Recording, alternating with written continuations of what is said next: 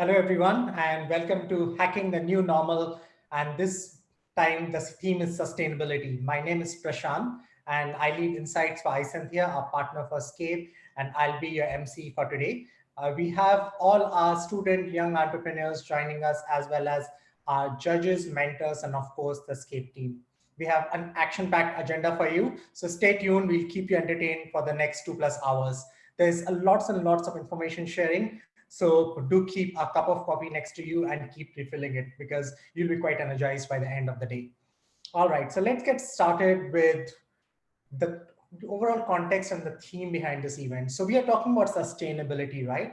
And if we are talking about sustainability, what has happened in the last 3 years? In fact, a lot, right? So let's get started with 2019 because it was a critical year for climate change. We'll go to 2020 and 2021 before we start to set platform for this event. So if you look at climate change in general, and sustainability is a very closely related topic, 2019 was a lot about media hype. There were countries that were doing things behind the scenes, but what is the big stories that you remember? I remember climate change agreement and how US didn't sign it. And on your right hand side, you would see a map. And this map is all about the countries that had signed or ratified it, but there were two countries in red that have not signed and were withdrawing it. And then we see a lot of media hype around Greta Thunberg and Donald Trump's tweets. So this climate change was all about sort of a contentious tweet storm as we know it in 2019. But then there were countries like China that were planting 122 million trees in 2019. All right, let's go to 2020. Of course, we had the unfortunate COVID, but we also see animals back in the city. And then we all started talking about, hey, you know what? This is climate change. This is Mother Nature coming back to us and saying that we need to do something around it. The map which you would see on the left-hand side is all about the pollution that we had in China in 2019 and during the early lockdowns, how China looked in 2020. And on the right-hand side, if you were a Tesla investor, you had made a lot of money because Tesla, the biggest EV company in the world, became 9 times. And the conversation was all about, hey, it's time to sit and reflect on what we can do as things open up in 2021. What happened in 21? 21 is all about climate change as a tool to global dominance. We saw Biden coming in. The first day he signed the Paris climate change. We also saw some other countries joining him. For example, we had the Saudi Arabia. They launched the new futuristic city called Neom, and it is supposed to be a city in a single line.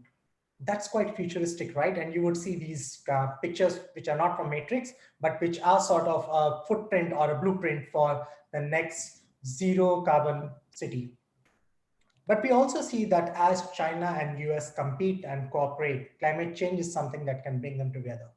People who are investing in Bitcoin, not a good news for them because as this currency goes and reaches a new highs, it's also sort of getting the bad rep of being in a dirty business of having a big carbon footprint. That conversation is going on, but this is all about the context. These are things that are happening at a global stage, but what is Singapore doing? We have been very consistent. Right from 2019, when PM Lee was talking about in the National Day Parade that climate change is the gravest challenge to the mankind. 2020, we were in news for the first lab-grown chicken. And in 2021, we launched our Green Plan 2030. We'll have Minister Desmond Tan talk to us about more about these initiatives.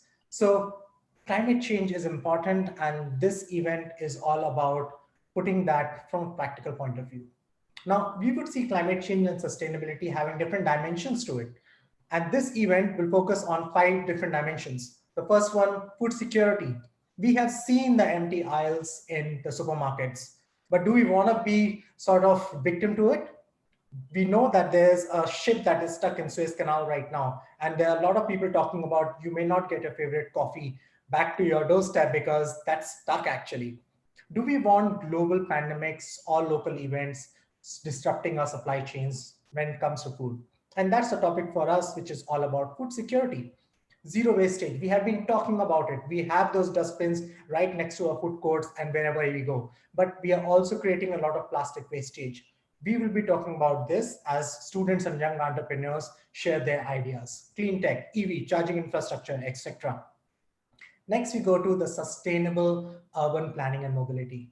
All this is useless if we don't have people together and how people commute from point A to point B. And this is where the sustainability part comes in from a mobility and planning perspective. And finally, is the lab grown chicken going to be just a one off story, or is it going to be a reality where we'll put reduced pressure on our livestock and we'll have a team share their ideas? So, five different topics, five exciting ones. So, stay tuned. Now, this is the finale of the event. There has been a lot of work going behind the scenes. So, I just want to take you through the timeline of what arrived before today happened. So, on 8th March, we launched this event with a briefing and a kickoff. From 9th to 23rd March, our participants, and you will be meeting the finalists soon, they were working on case solutions and they were not working alone. They were working in teams and they were being groomed by mentors. Our mentors will share the success stories behind it after the presentation, so stay tuned for that. And they attended two masterclasses, one on data. Isentia is a data company. We are looking at social media, mainstream media data for our commercial and government clients. And we help these teams look at data for the 5 case studies that we just talked about. And we had our data scientist, Arun Longovan, talking to them about it. And then we had another masterclass, which was all about digital marketing. And this masterclass had Ed Burkle coming to them and talking about how do they make things practical using social and digital. And today, all these case studies have been brushed up and the finalists will be presenting it to you. We also had a lot of social media uproar here. So the Minister Desmond kindly shared this event on his Facebook, and we also had the PMO office on the climate change perspective share this. And we got lots and lots of curiosity around this event. So we are looking forward to satisfying that. Today's agenda will be about the speech by Minister Desmond. We'll also have Ivy, Executive Director of SCAPE, sharing with us about some thoughts from SCAPE's side. We'll have presentation from the shortlisted teams, 5 topics, 5 exciting ones, and then mentors will share behind the scenes. We'll also talk about some of the upcoming programs that SCAPE has in store for us. And finally, we have some esteemed judges from the industry, so you can ask your questions to them and they'll be happy to answer. We'll announce the winner, there are cash prizes, and then we will close it. All right, so let's kick off this event with a speech from Minister Desmond. Good afternoon, everyone. Let me begin by thanking SCAPE for organizing this hackathon. The participation of 14 teams and 59 youths is encouraging. And I'm heartened that Singaporean youths are increasingly taking lead in climate action by raising awareness on environmental and sustainability issues and organizing ground-up initiatives to rally our community. Let me cite 2 examples. Last year, Singapore Youth for Climate Action, a ground-up community organization, developed a citizen's guide to disposing e-waste in Singapore. This helps to improve awareness and encourages proper disposal of electronic waste, which is an important aspect of becoming a zero-waste nation.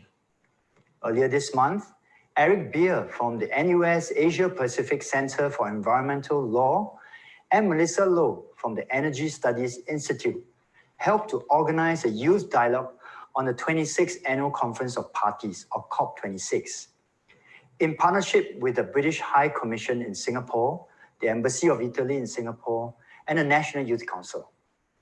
The dialogue provided a platform for youths to share their concerns on sustainability and climate change, and enabled the exchange of ideas, knowledge, and resources.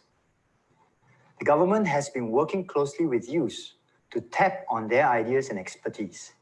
Through platforms such as the Youth Circle, we have partnered youth leaders to identify trends and key issues of concern that allow for co-deliberation and enable youths to embark on initiatives such as engaging stakeholders on measures to reduce food waste.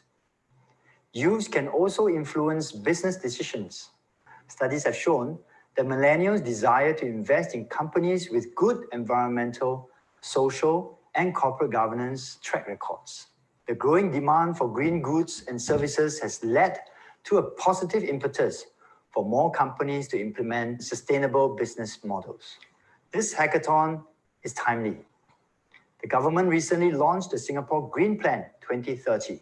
This is a national movement which seeks to nurture a green citizenry, help businesses to make a competitive transition to a low carbon and climate resilient future, and ensure Singapore remains a green and sustainable home. All 5 topics of this hackathon are closely related to sustainability, and your ideas from this journey have the potential to bring us closer to the ambitious and concrete targets that we have set out to achieve over the next 10 years under the Green Plan. One of the key pillars of the Green Plan is green economy. Under this pillar, we will seek green growth opportunities, transform our industries, and harness sustainability as a comparative advantage. To help our local enterprises develop capabilities to capture these new opportunities, the government will introduce an enterprise sustainability program. This program will have 3 thrusts: support enterprise to develop capabilities in sustainability, support enterprises to develop new products, services, and solutions, and strengthen the sustainability business ecosystem by working with industry partners. There will be career opportunities in several sectors, including high-tech agriculture, food safety, and green finance. We expect to see high demand for skills to help corporates navigate the complexities of the green transition. Our youth, like yourself, will be well positioned to capture these new opportunities.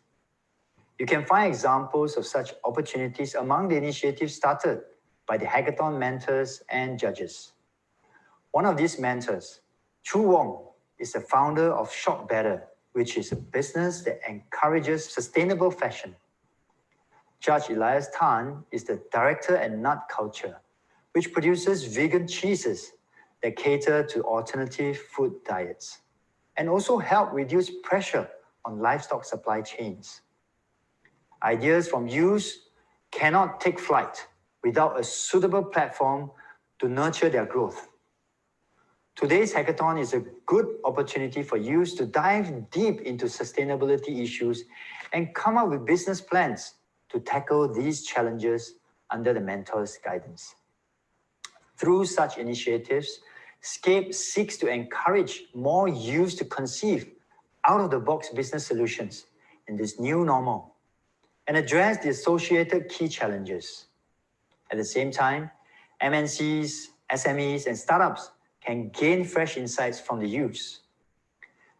This will take us a step forward to developing sustainability as an engine of growth for Singapore. To conclude, I would like to congratulate the finalists and wish all the best for your presentations later. I also thank all participants, judges, and mentors for contributing your ideas, time, and effort to this hackathon. I urge everyone to continue to pursue your passion and to develop innovative solutions that will help build a sustainable future for Singapore. Thank you.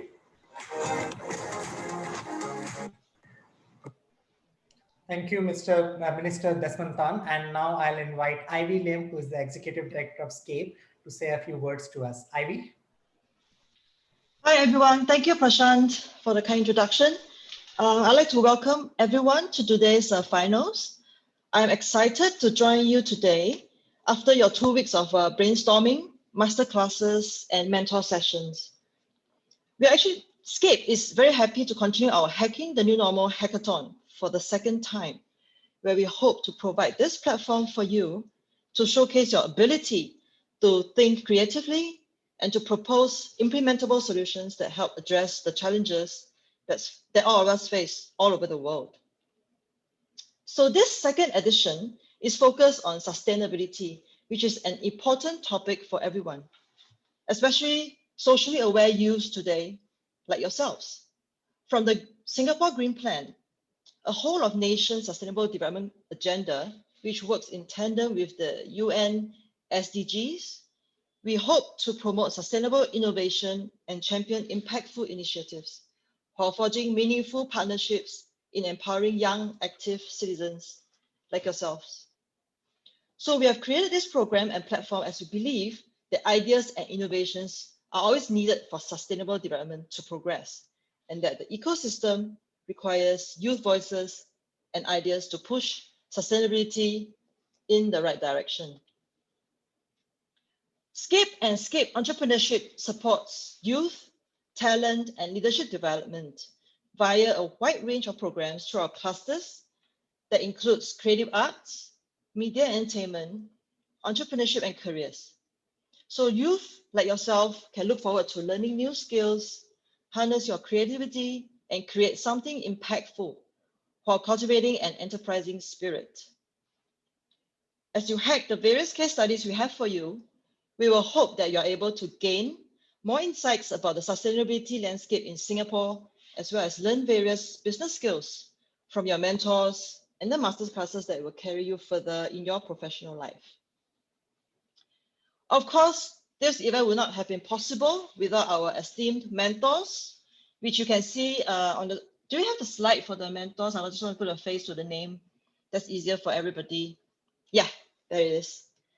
So we have our esteemed mentors, Tian Yi, Philip, Chu Wong, Mayu, Ik, and of course our masterclass speakers, Arun, Avakal, and our wonderful judges, Arjun, Elias, Joel, Matthew, Tracy, and Varun. Not forgetting industry partners like NYC, Republic Polytech, Southeast CDC, and more, for taking the time to support us in creating this platform for the youth. So I'm very excited to see so many of you here today, and we cannot wait to hear about the innovative ideas that you will create. Every participant here in this hackathon is a winner, and we thank you for making this step in showing your interest and passion in creating a better world for all of us. So lastly, we hope that through this experience, you'll be inspired and empowered to dream it and live it at SCAPE. Enough from me already. So all the best and good luck to the teams who are presenting today. I'll now hand over the session back to Prashant. Thank you. Thank you, Ivy, and your good luck is very much needed. Thanks for the inspiring words. And again, we want to thank our mentors, our judges, and our masterclass speakers. Ivy has mentioned about them. We will hear more from them as we go through the event. All right, so again, our mentors will talk to you after the event because they would like to see the presentations and then share with you behind the scenes stories. I want to invite our judges to say a few words in terms of what are they looking forward to from this event. And then after the event, we'll also get the reaction. All right, so let's get started quick with Arjun. Arjun? Thank you, firstly, SCAPE, for inviting me. Why I'm here, I think what I'm looking for is to learn as well. I'm not an expert at sustainability, and I'm here to learn from all the presentations and all of you who worked really hard to prepare what you've done. And I think as a result of that, the future of Singapore will be brighter and greener. So thanks for that. And I'm here for that. So if you have any questions, please feel free to ask me. Thank you. Thanks, Arjun. Let's go to Matthew. Hi, everyone. Really happy to be part of this jury panel. Definitely looking forward to meet the teams and see what sort of creativity you have, innovation, and your business strategy. Yeah, let's see how creative it could be. So looking forward to it. Thank you, Matthew. Looking forward as well. We go to Joel now. Hi, everyone. Super excited to be here and really keen to see the different proposals put up by the teams. And all the best to you all. You are dealing with a very exciting topic here, ranging from clean tech to sustainable food. And, as the presenters earlier said, climate change is a super important topic here. And we're seeing this as an emerging field across the various professions, not just for sustainability professionals, but across every industry. It is changing the face of work for you guys in the future as well. So really keen to see what amazing ideas you've come up with and looking forward to all the presentations coming up. Thank you, Joel. We go to Elias. Hi, thank you all for having me today, and just very excited to meet the team as well. One of the things that I'm actually very interested in knowing from the teams is often people have said that sustainability may not necessarily equal to profitability. So one of the exciting things now when we see the trend of sustainability coming into play, how can you be best sustainable, but also the most profitable at the same time? Thank you. We go to Varun now. Firstly, thank you so much for inviting me. This is very exciting. I'm really looking forward to all the presentations today. But I think I'll echo what Elias said. A lot of the exciting things that happen in sustainability are sometimes challenged by profitability and go-to-market, and if they're backed by data. So I'm excited to see how the teams meander through those challenges, and looking forward to all the presentations today. Thank you, Varun. Tracy, please. Hi, thank you for having me. Like some of the judges here, this is a new area for me, but I work for a company, One Fiber Group, which is a commercial subsidiary of Sentosa Development Corporation, who has just recently announced that they aim to be a carbon neutral destination by 2030. So my company is really going heavily into this direction, and I applaud all of you for your brilliant ideas, and I'm looking forward to hearing more as we venture forward. So thank you. Thank you, judges, and we will look forward to your feedback soon. Get ready with your judging rubrics because we'll be talking about those now.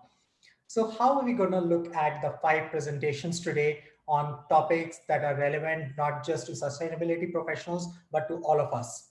Whether we are a marketer, we are looking at a zero carbon footprint for a product and how we're going to communicate them without being stuck in the rut, or are we looking at something from a people and culture perspective, or you're writing insights about sustainability? These are the 5 judging rubrics we have today. So we'll be looking at the strength of go-to-market strategy. We are not looking at lofty ideas, we are looking for practical ones, and you got 20 points for that. Creative thinking and innovation. As you apply that practicality, how are you going to cut through the clutter? Practicality impact, 20 points again. And robust data back strategy, something which will resonate with stakeholders because data brings everyone's plans together and puts them in the common front. And finally, articulation of your business case so that it gets through and you get more points. So 100 points, 20 each across 5. All right, so let's get started with the first one.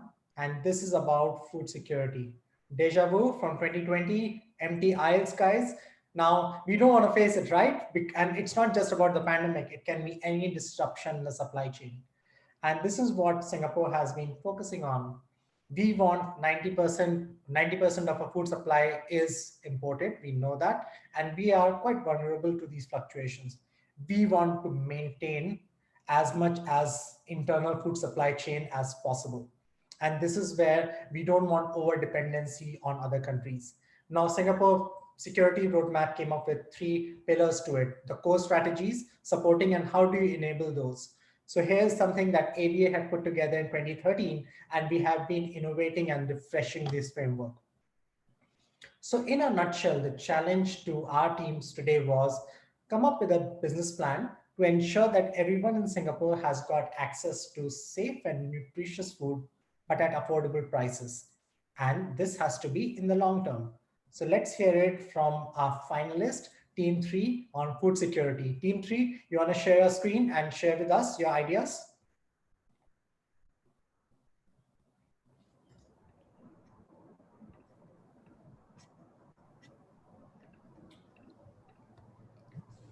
Hi, everybody. Can I begin? Yes, please. Okay. So hi, everyone. I'm Susanna from Team Urban Origins. In March 2020, we woke up to scenes like these, leaving us with no access to fresh produce. This episode gave me sleepless nights wondering about the world my son would be growing up in. My son's food future is my biggest motivation. So I quit the safety of my government job as a teacher and started researching on our nation's current food landscape. Do you know that we import over 90% of our nutritional needs with only 1% of land allocated to agriculture? But we have plenty of local sources to get our food from. Why haven't we even heard of most of these brands? And why do we have to scramble for food? The problem is local food sources compete on shelf space with imported food and are not differentiated on existing online platforms and in retail stores. And this problem will only get worse as our nation embarks on its ambitious goal of 30 by 30. Our solution is Urban Origins. We are a platform that is dedicated to providing brand visibility to local food sources. We do that by being the marketplace that aggregates local urban farm produce, food from agri and food tech companies, upcycled food, and home-cooked fresh food with at least one ingredient that is locally sourced. We then sell them directly to consumer. To our merchants, we provide increased visibility by dedicating our solution to local food sources. We help them share resources and facilitate collaboration to bundle up their products for promotional activities. And our merchants will also be able to track data on their sales, consumer preferences, and trends. To our customers, we provide a curated and dedicated list of local produce that is fresh and sustainable. Furthermore, we provide a variety of ready-to-eat foods from our home-based F&B partners and the option of packaging their items into a gift, a feature which has garnered a lot of interest from consumers and corporates alike. To increase stickiness and delight our customers, we provide information of the food producers and edible community gardens closest in proximity.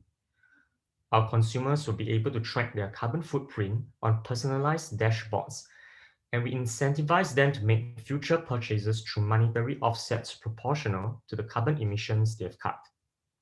And lastly, our platform leverages on AI and machine learning to suggest relevant food and discount options to our consumers. Our services will be available first as a website and later as an app. And these mockups are how we envision our platform to look like. So what makes us stand out from our competition is our end-to-end sustainable solution. We are also the driver of future foods. We are Singapore's first and only platform that provides the service of gifting local sustainable food. And these are our indirect competitors in the food and sustainability sector. We at Urban Origins have found our niche to complement them. So we have about 1.37 million households in Singapore. So based on YouGov's research in 2018, about half of them expressed strong interest in sourcing some of their foods locally. If we only got 5% of that, 34,250 households is what we aim to reasonably capture. From our research, our early adopters will be youth, young working mothers, and middle-aged affluent women. We'll also reach out to socially responsible organizations for partnerships. Our sales and marketing strategies include both offline and online. For example, sharing stories of our local food producers and home-based businesses through our social media to give a personal touch to their products. We'll also be a part of sustainable and eco-friendly events in the future to share more about our food security. Currently, we have two revenue streams, first of which is commission on sales. We will take a 20% commission from local farms and food and agri-tech companies. For our home-based F&Bs, we'll charge a monthly listing fee of $30 after a 3-month free trial period. And another potential revenue stream for us will be monetizing data on consumer preferences towards urban food once we have enough data sets. We plan to collect data such as what time of the day consumers are making purchases, the items that different profiles are looking to buy or match, and the choice of future foods that appeal to them. So we project a consistent growth in our revenue and expect to be profitable by end 2022. We conducted an online survey of 170 Singaporeans on perceptions towards local produce. Our findings matched with the survey of 800 Singapore residents conducted by Grow Asia in 2019.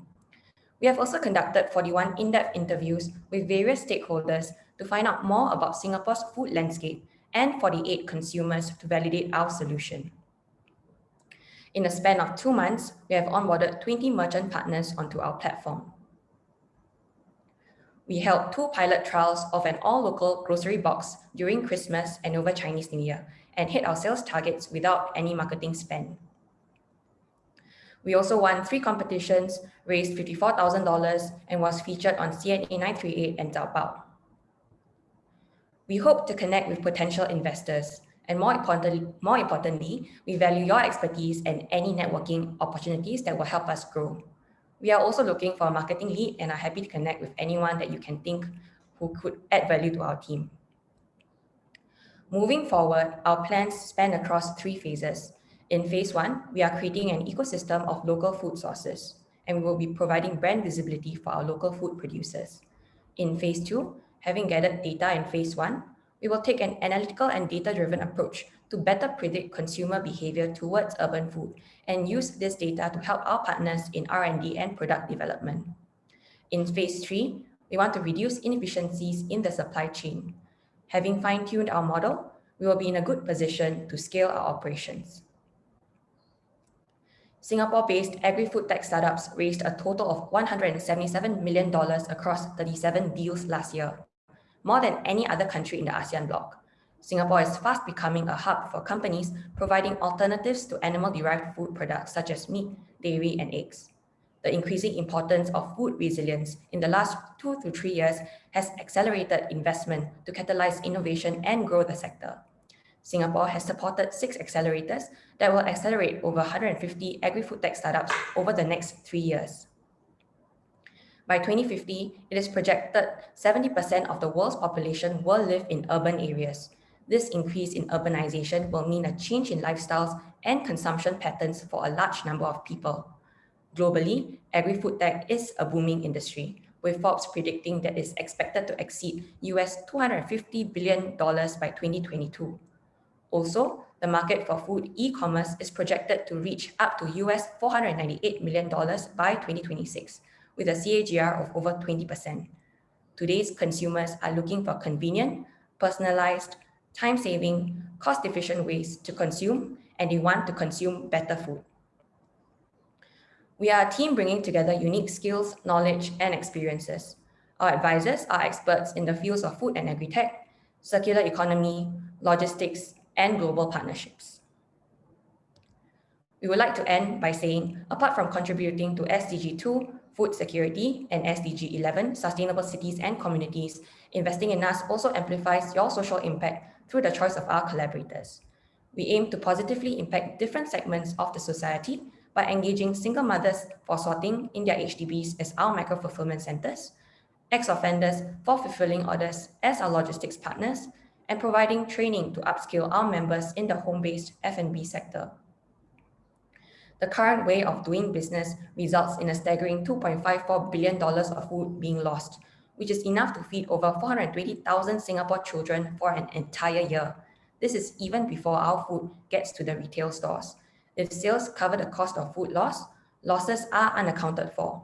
We at Urban Origins will monitor food loss by weight and not based on write-offs.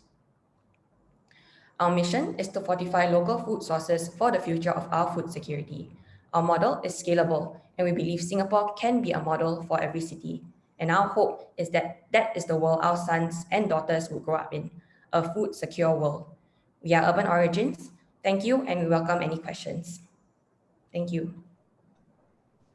Thank you, Susanna and Vance. Really good presentation, and I love the use of data. You did a good market research to come up with your validated hypothesis, and really good to see some rollout plans as well as coverage. So I'd like to invite the judges if you have any questions to this team. Prashant, can I go first? Yes, please. Hi, everyone. Just one question. You did say that you did an extensive amount of market research. That seems very exhaustive. Wanted to hear more from what did you learn from that market research about the consumers, or about what you need to change in your business to make it easier for consumers to purchase you or focus on you? I will take this question. So from our research from our consumers, for example, we went to talk to youths, and they really care about the traceability of food. They care about the earth. This is what we found. And however, price is of a concern to them. So what they would want as well is, other than price, is that they would want a spectrum of food, because not many of us can cook, including me. So having the home-based businesses onto our platform will give a range and a variety for them to choose, not just the local produce. So this is what our youths are saying. In terms of our more health-conscious, affluent women, they also want traceability of food, especially if they are mothers. And what they find is that it is inconvenient to get food from our local farms in one place. So when they go to supermarkets like NTUC, They may see a few things that they can buy from some of the local farms, but otherwise there's not much. But actually the picture is that there's more variety than just what is stocked in the supermarkets. And for them, they expect good service, of course, transparency as to how the product actually gets from the farm all the way to their houses. And how for them, they are not really concerned about price. They are willing to pay a premium for fresh, traceable, quality food. So this is our more affluent women and mothers. And in terms of our home-based businesses, they are happy to be onboarded onto our platform. And in fact, they are more than happy to include like even produce from a local farm, for example, eggs into their bakes, so that they can have a better marketing angle for themselves. And they are willing to be paid to be listed if we can deliver the sales targets that they are expecting from our website. So this is what they are saying. I hope that answers your question. Thank you. And thank you, Susanna. That was helpful. I can go next. Go ahead. Yeah, so just a question for the team. For me, protecting local markets, does it for you guarantee in the long run food security for Singapore? You mentioned in your research that 1% of land is dedicated to agriculture in Singapore. Is it going to change? And if it's not going to change, just by protecting local markets, how do you guarantee food security in the long run for Singapore?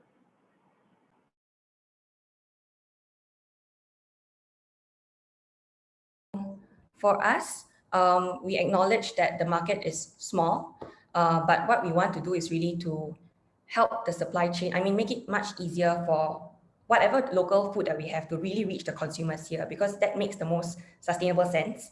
So firstly, we're going to start with visibility, really telling our consumers here that these are the local food producers that you have. This is a spectrum of what you can really get from here. And as more consumers really accept that, go for local produce, I believe that also our R&D will also, our local farms also will be more willing to really scale and reach their potential. So that's number one. But also moving forward, we believe that economies of scale will drive down costs, and that will be more, and local produce and local food be more adopted by the masses. And that's why we say moving forward, hopefully be more affordable, and then data will be really helpful for the R&D of our future food sources.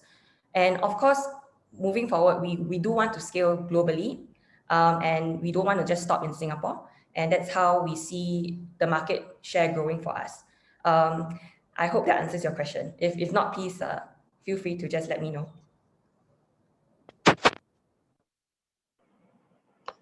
Yes, it partly does, but it's okay. And I would maybe I'll go ahead, guys. Sorry. Arjun, any other questions? Maybe I'll go next, if that's all right.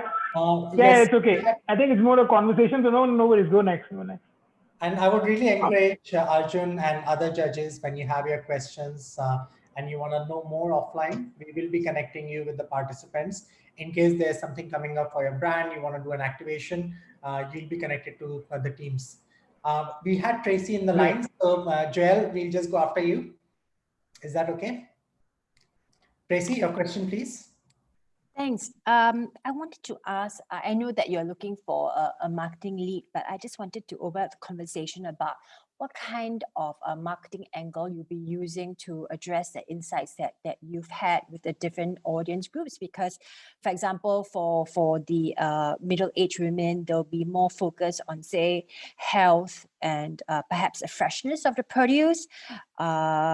And or supporting the local community. So that has been a strong movement, I think, during circuit breaker, when we saw a lot of people trying to support the restaurants that weren't allowed to open, like myself. So I actively ordered from the local restaurants because I really wanted to save the F&B community. So just wanted to check what kind of angles you think you really go out as your primary core message to get the local community at large to support these local farmers? Thank you for your question.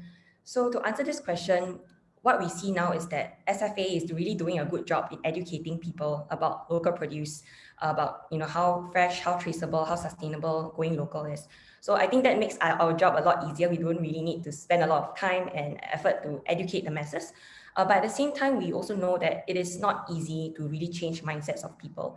And therefore, when we spoke to our consumers, and what we actually tried out is the idea of packaging the items, our local items, into a gift, which is really something that many, even youths, even affluent women, even mothers, are happy to buy the products and sell and gift it to a friend. So that was what we did for our pilot trial over Christmas and Chinese New Year, and it was really quite well received. And we say this because we only produce 10% of our nutritional needs. We don't. It's impossible for everyone to really buy local. Every household in Singapore to buy local. So we feel that because now currently the local produce and local foods are considered more premium and more novel, especially of course future foods, and therefore we feel that gifting is a great way to market these products, to spread awareness of our brand and also our future foods. And we also, when we spoke to corporates as well, for example, I spoke to somebody from an insurance company. He expressed interest in getting gift hampers of local products from us for his clients and his employees. But however, we are not registered as a company yet, so we were unable to really sell our products to him. So just to answer your question, how we're trying to go for the strategy that we're going to go for is really packaging these items in gift boxes first, and then we'll see how that goes for us. Hope that answers your question. Thank you. Joel? Thanks very much. Thanks, Susanna and Vance, for that presentation. It's really interesting. It's filling quite a unique gap in the market. I happen to be a customer of many of the competitors that you mentioned, so I think it's one way to differentiate yourself. But I was just wondering, what's kind of your defensive strategy, right? Because that focus on local food and agri-food from Singapore can be easily subsumed by the other platforms. So that question is, what's that defensive strategy, and how do you protect your secret sauce in a way? That's the first question. And the other one, I think, is kind of wrapped up in the last comment that you made about the insurance company and going corporate, right? Because a lot of what you just mentioned is really tailored to B2C. I'll be curious to know, what's that B2B strategy? Is it just on the onset, just that gift boxes, or is there kind of more layered consideration? Because as an organization, we are looking at increasing our social impact, and we've got a huge commitment by 2025, right? So and we are constantly looking out for vendors, startup that can support our inclusive spend objectives, so that we can also, through our procurement, support our social impact metrics. So I think that giving you a bit of a hint there, in terms of B2B strategy, what's your thinking right now? I think I can take the first question first. Yeah, sure. About the defensive strategy. Yeah, so you are right in that there's a whole ecosystem already of similar marketplaces and stuff. We try to differentiate ourselves in terms of a few ways, in terms of our USPs, the unique selling points. So firstly, of course, it's our niche. But of course, the niche is not the niche of the local foods and locally sourced foods is not the only aspect. We try to make our platform a bit different through something, through a gamification of impact. So as we can see in the platform features, one of these features is a carbon footprint impact tracker. So what really happens is that we really try to compare the carbon footprint of purchasing in our platform versus from an external source, such as from buying food in a traditional way from other countries or from other places. And we can demonstrate this impact to the consumers in terms of the carbon footprint reductions. So in terms of this, we can firstly demonstrate this impact and then also gamify this impact by, of course, converting this impact into equivalent like reward coins. So that they are found in some other platforms, this kind of reward points, but we do it in a way which is a bit unique. So I think this is something that is quite unique in terms of our features.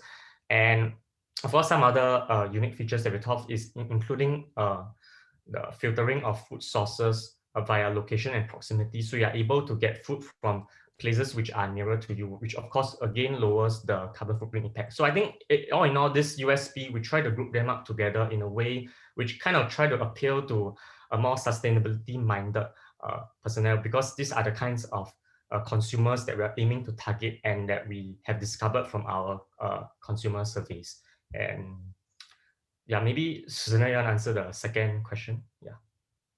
Yeah, just add on to Van's answer as well. So something that we are different also is that we will list edible community gardens on our website. There's about over thousand of community gardens in Singapore, and there are some of them that actually has grow edibles, but not many of us know where they are, and therefore we are going to list them on our platform and also encourage our users to go down and get their hands dirty and grow their own edibles. And hopefully, or possibly in the future, another idea that we have is to help these community gardens really market their edibles. And that's basically our vision. We want our consumers or Singaporeans or anybody to really get food from their back door, just their backyard, for example, or somewhere really close. Just so that's to add on to the features that we have on our platform. And I will just go to your second question now on the B2B strategy. So currently, our strategy is B2C. However, there's also an element of B2B that I did not really highlight. Our home-based businesses on our platform, because currently the issue with smallholder farms now is that they're not able to sell their products to bigger hotel chains because they cannot promise consistency and the volume that these hotel chains actually need. So they're not able to get their items from just one smallholder farm, for example. So how we're going to do this is that by working closely with our home-based businesses, we are able to match their supply that they need with the smallholder farms. And we see that this is a better match compared to the large volume that these bigger companies need. So that's something we are working with also B2B. So we promise sharing of providing them with B2B pricing on raw ingredients such as eggs and flour, for example, and of course from local sources. And also when we talk about gifting will not be the only, it's not something that we're trying it out. We think there's an angle that is quite good. Apart from that, we see ourselves also possibly for companies who want to really support the local scene, even snacks from our local artisans, we will provide the variety also on our platform. Something that maybe you can look at, the businesses or corporates can look at getting the snacks from our platform to their pantries. So it's a more daily basis kind of thing that our employees are exposed to local food. Apart from that, moving forward, I think let's wrap the answer up quickly. Okay, I'll just wrap up. And moving forward, we don't just for us to scale and moving we are focusing on food right now, but moving forward, we're not closing the door to having more items on our platform that also involves sustainable elements. For example, we have detergent that's made from orange peels, things like that onto our platform, which corporates can consider also getting the items from us. So I hope that answers your question, and thank you very much. Thank you, Urban Origins, and thanks a lot for our judges for asking really good questions. I loved your presentation, and let's keep moving on. Susanna, I'll share my screen, so if you guys can stop that. All right, so let's go back to our teams. So we had team 3 talk to you about food security as some really good ideas as well as questions from the judges. Let's move to the next topic, and this is about zero wastage. Now, zero wastage, we know we have been applying this, and what we have as a zero waste hierarchy format or a framework, it's all about either we dispose, and this has to be a last resort. We would rather reduce. Before reduce, if we can reuse, that's great. Currently, we are more towards the recycle part. So what are we doing for our zero waste, and how do we follow the hierarchy? So what Singapore is doing is we are working towards becoming a zero waste nation. And how we want to do this is by reducing the consumption of our materials and not just recycle, but also reuse them to give them a second lease of life, the most important phrase here. And we have our targets in terms of being 70% and 30% on domestic by 2030. So the business plan calls for how do we help minimize for food, packaging, and electronic wastage for the long term. We have team 6 presenting to us about zero wastage. Team 6, share your screen.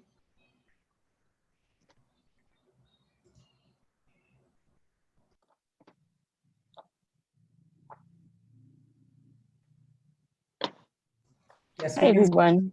Is the screen sharing? Yes, just full screen it, please. All right, hang on.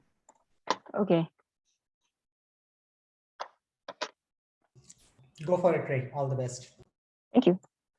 Hi everyone, my name is Ray and I represent Green Days Consultancy. Our vision is for greener days ahead in Singapore. And I represent my team, which includes me, Debbie, and Kok Chong, and we are proudly mentored by Chu Wong. So today we'll be analyzing the problem, presenting to you our solution, the profitability and feasibility, as well as the outcomes for the solution towards reducing, reusing, and recycling e-waste. Our stakeholders today include MSE, NEA, companies and individuals such as you and me. This change will not come if we wait for some other person or some other time. We are the ones we'll be waiting for. We are the change that we seek. By Barack Obama hits very strongly with us. And today I present to you change. Firstly, why do we bother with e-waste? There are two reasons why: financial deadweight loss and environmental pollution. And here we go. Here's a pie chart of e-waste by the numbers. As we can see, there's plenty of e-waste, and a bulk of it is contributed by refrigerators and washing machines. Strange, right? About 60,000 tons of e-waste is generated alone in Singapore every year. And this translates to about $105 million worth of raw materials and commodities that's going to waste by sending it for disposal and incineration. As global focus grows on environmental issues such as global warming and climate change, we realize that a lot of e-waste actually contribute to excessive amounts of carbon emissions. So for every 1 ton of e-waste collected and recycled, we actually can avoid about 1.44 tons of CO2 emissions. Hence, by recovering resources, we will minimize the stress on resource supply chain and minimize the negative effects on the environment. The potential of e-waste. To sum it all, there's a potential dollar value. It's relatively new, yet an addressable ongoing toxic problem, since only 6% currently is recycled. There's an informal sector of scrap traders and a disorganized e-waste management system. And SMEs are actually a very big group of unengaged stakeholders. More can really be done to improve the current state of things. Yesterday, we saw in the news the launch of a new battery recycling facility in Tuas, the first in Singapore and Southeast Asia, which actually reaffirms us that e-waste recycling is an area with large potential for growth. So according to that firm, the volume of lithium-ion batteries alone is expected to grow to almost 5 million tons a year by 2025. Here are the largest two e-waste contributors: SMEs and individuals. So SMEs face 4 problems: uncertainties of disposal methods, where and how and who to help dispose of their e-waste; cost of collection, they need to pay additional for manpower for removal; data security will lead to a leak in their business data, and they lack incentives for e-waste recycling. As for the individuals, because e-waste is a generally new topic, hence we do not have much data from tracking tools such as Google Trends, but it has been garnering attention together with the rest of items for recycling in Facebook groups. So people have expressed that they have been frustrated by a lack of convenient infrastructure to send their e-waste to. They are unsure if some e-waste can and cannot be recycled. They do not recycle larger e-waste items such as air conditioners or fridges, and they are frustrated with the lack of firm action from governmental bodies. This is currently where we stand. In view of the harmful effects on environment and health, the NEA has introduced a regulated e-waste management system as shown here to ensure a proper collection and handling of e-waste. So we have the producers, where they are based on the extended producer responsibility, and they have to bear the responsibility of the collection and treatment of their products when they reach the end of life. So producers here refer to the manufacturers or even those people who sell electronic and electrical items, such as Apple and Samsung. And they're selling to us, consumers, but we tend to forget that SMEs are also the end users just like us. So the NEA has awarded a license to operate the producer responsibility scheme to Alba, and as an operator, Alba will collect e-waste across Singapore for proper treatment and recycling on behalf of producers. You see, there's a very big disconnect between SME and the PRS. So in a few slides down, we're showing you how our solutions complete the system with a closed loop. Our solutions, we like to show you the solutions in terms of short-term, medium-term, and the long-term outcomes.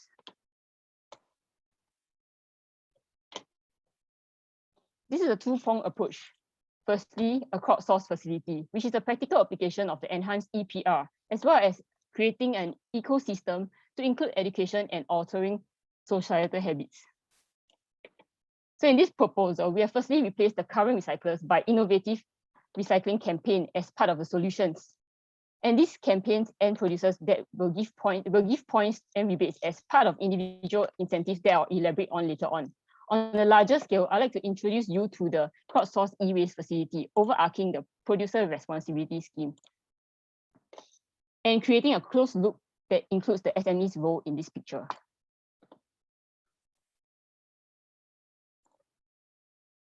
So this is the crowdsourced e-waste facility. We want to build a recycling facility that is targeted at SME e-waste disposal, yet also owned by SME for SMEs. With the EPR regulations extending to include SMEs into them, we like to encapsulate SMEs within the e-waste recycling supply chain with the least effort and the longest lifespan possible, because we like to refrain from having a temporary solution that is one-off, which may die off in a few years' time. So we waste a lot of effort and time and money to think of solutions again. Crowdsourced facility comes as a solution to solve two existing problems affecting the bottom lines for SMEs. So the first problem is e-waste is a producer's cost to bear. So for EPR regulations dictate that they have to be accountable for downstream e-waste challenges, but there are still costs that concerns when it comes to e-waste recycling, and many SMEs and many companies would see it as another expense. So internalizing it within the supply chain is extremely costly with little returns due to a low economies of scale. Thus, they need to generate volume, but that does not necessarily translate into sales. So with e-waste generation could be a periodic, but is costly as a fixed expense. Because if it were a fixed expense, different e-waste require different processes, and complex products are expensive to recycle. So if you were a fixed expense, it will be a very high cost that SMEs are unable to afford on their own. So crowdsourcing will lower costs and accumulate the volume, which allows this solution to be more feasible in the long run. In the recycling industry, the higher the volume, the more efficient the processes, and in the cost, the greater economies of scale. With periodic demands individually, but when scaled up, it becomes insignificant and does not disrupt the flow of e-waste. So this is our business model of the facility of earnings and stakeholders ratio. So we have we'll include Alba and Sung-Il Hitech from Korea with the technology to help handle e-waste. Smaller SMEs are allocated a reserve share, will be split according to how much they produce. Larger SMEs will be given higher stakeholding to let them provide management and develop other revenue scaling opportunities to enable higher SME participation. So with this setting up the co-op model for sharing of equity stakeholding between SMEs and government, it helps to pool the capital of which the stakes define the revenue split. So trusted individuals with deep supply chain knowledge will help to run the facility and will include the recycling processes and produce the commodities at the end of the recycling process to be traded. So after deducting OPEX and CAPEX, the revenue will be shared. So here's our operational plan. Foundational phase for 6 months, operational phase the next 6 months, and the sustainable phase the next 4 months. So the foundational phase includes gathering interest for SMEs will take about 2 months, and we'll set up the co-op model in the next month. While doing so, we'll repurpose buildings and set up the site and purchase the e-waste recycling equipment. So subsequently, we'll also ensure the commodity trading channels will be secured and establishing contracts that we can sell the raw materials to. In the operational phase, there'll be admin process to channel e-waste to the facility, which will take about 3 months. And upon setting up the procedures, the retail and household e-waste collection will begin first. And once SMEs are ready, they can channel more e-waste. That will take about 5 months.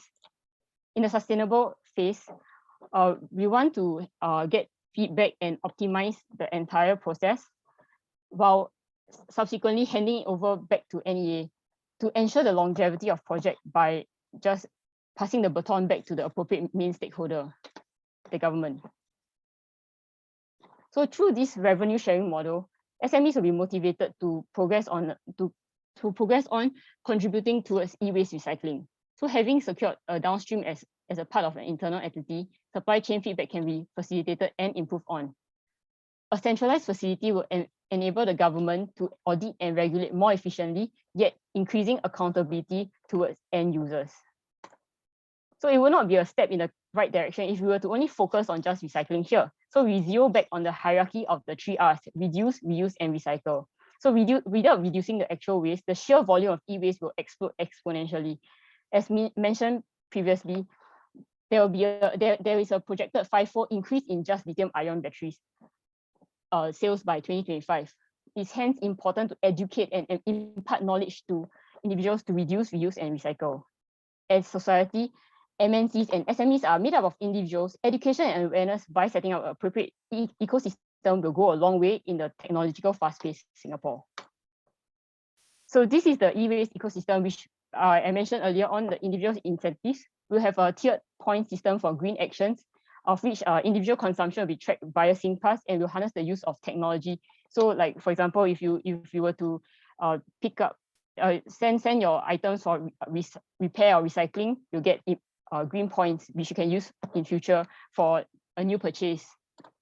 So how do we implement education and awareness?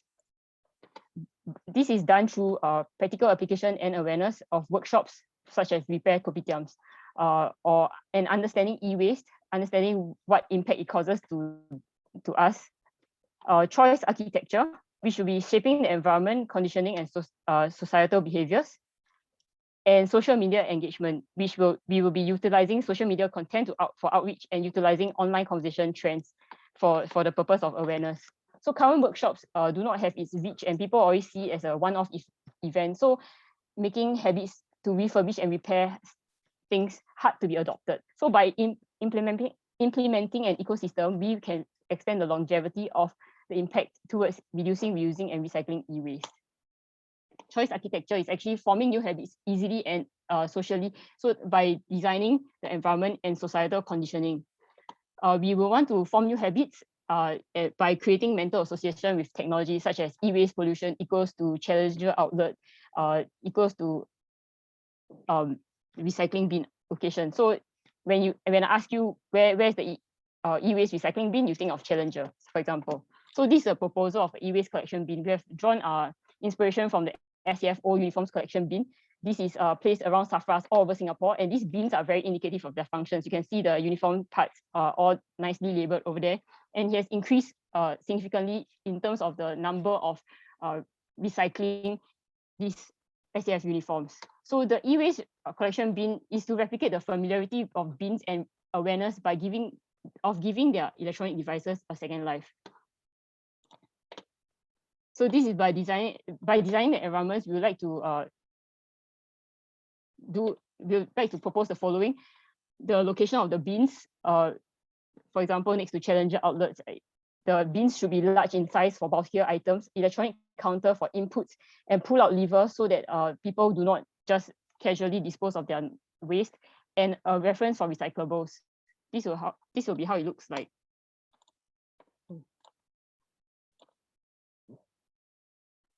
So the intended outcomes for this bin will be a familiarity of SCM recycling bin. We would like to have direct fulfillment of conversion to incentives. So here we have a counter to show how much money we have collectively saved, and a mental association for conditioning societal behavior. So it helps people to understand what the e-waste bin is for and the point of it as a collection point, and show the collective effort as a society of e-waste recycling. We like to also harness the use of social media education and awareness. Because of social media, education and awareness can have a much wider reach. So an example of how wide a reach social media has could be a case study example of the Kranji Woodlands deforestation incident with JTC, where more than 560,000 views were gathered, 130 shared posts across 4 social media platforms. And within 57 hours, we had 30,000 signatures for 3 petitions. Quick time check, Ray. Last 1 minute. So profitability and feasibility, we aim to flatten the growth by reducing the production of e-waste by 3 to 4% annually, and we increase the recycling rate to 70%. So here's the financial projections over the years. And in the macro view, This is why our solution will work, because as one wise saying goes, trash is treasure. And in our case of e-waste, this cannot be more true. This is how the two-pronged approach completes the e-waste ecosystem by reduction, reusing, and recycling, with less output yet more recycled, while maintaining profitability in the long run. My name is Ray, and this is my team. We welcome any potential partners who can spearhead this consultancy with us. Thank you. Thanks, Ray, Debbie, and Kokchung. We'll open for questions now. I think Joel has a question. Yeah, thanks very much for sharing the presentation. I'm just wondering, even from the outset, right, because I was looking at the crowdsourced facility. Has there been any initial interviews done with, building owners or landlords that you could potentially put this in? And also, has there been any investigation in terms of the health and safety aspects of e-waste recycling? Because I mean, for waste, especially e-waste, there are a lot of hazardous materials that you're dealing with. You're talking about batteries, you're talking about motherboards of handphones and all that. These are fairly hazardous materials. So just wondering whether you've done any investigation in terms of health and safety. Thank you. Okay, so Kokchong is unable to join us today, but I'll try to help him answer this part. So we are actually just a consultancy in this role here, and we leave it to the professionals where we have involved Elba and Sungyu Hitech, as mentioned earlier on, to manage the practical parts of the operations. So our role here is really just to create the setup so that the appropriate partners and management can step in to do their job more effectively.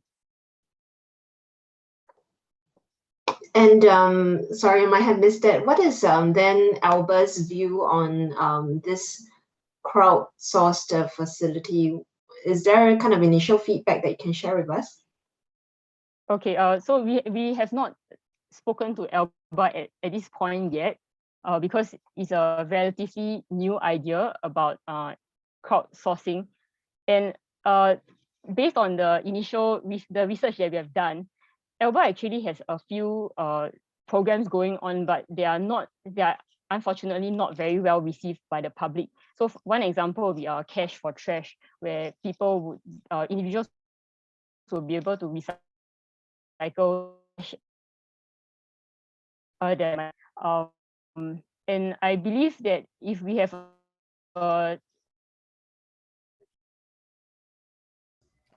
in this role in terms of hello, hi, is it better? Yeah, go ahead.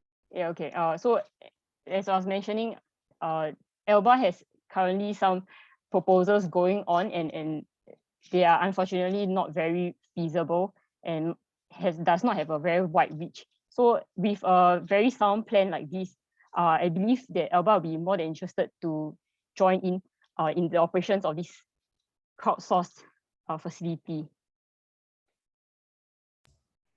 Thank you, Ray. Joel, I hope that answers your question.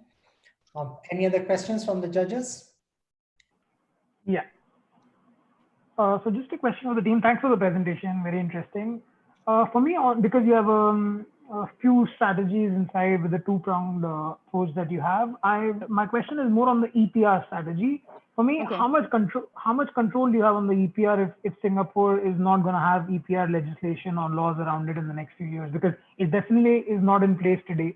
So how will you impact it in the next few years until it's a part of the legislation? EPR is actually implemented but not enforced over in Singapore here, like as of now as we are speaking. But because I think the timeline is in June 2021, producers will be expected to take on this role of the EPR to help contribute towards a more sustainable e-waste recycling effort lah. So in that sense, we will be taking direction from the government, but enhancing the outcomes of it.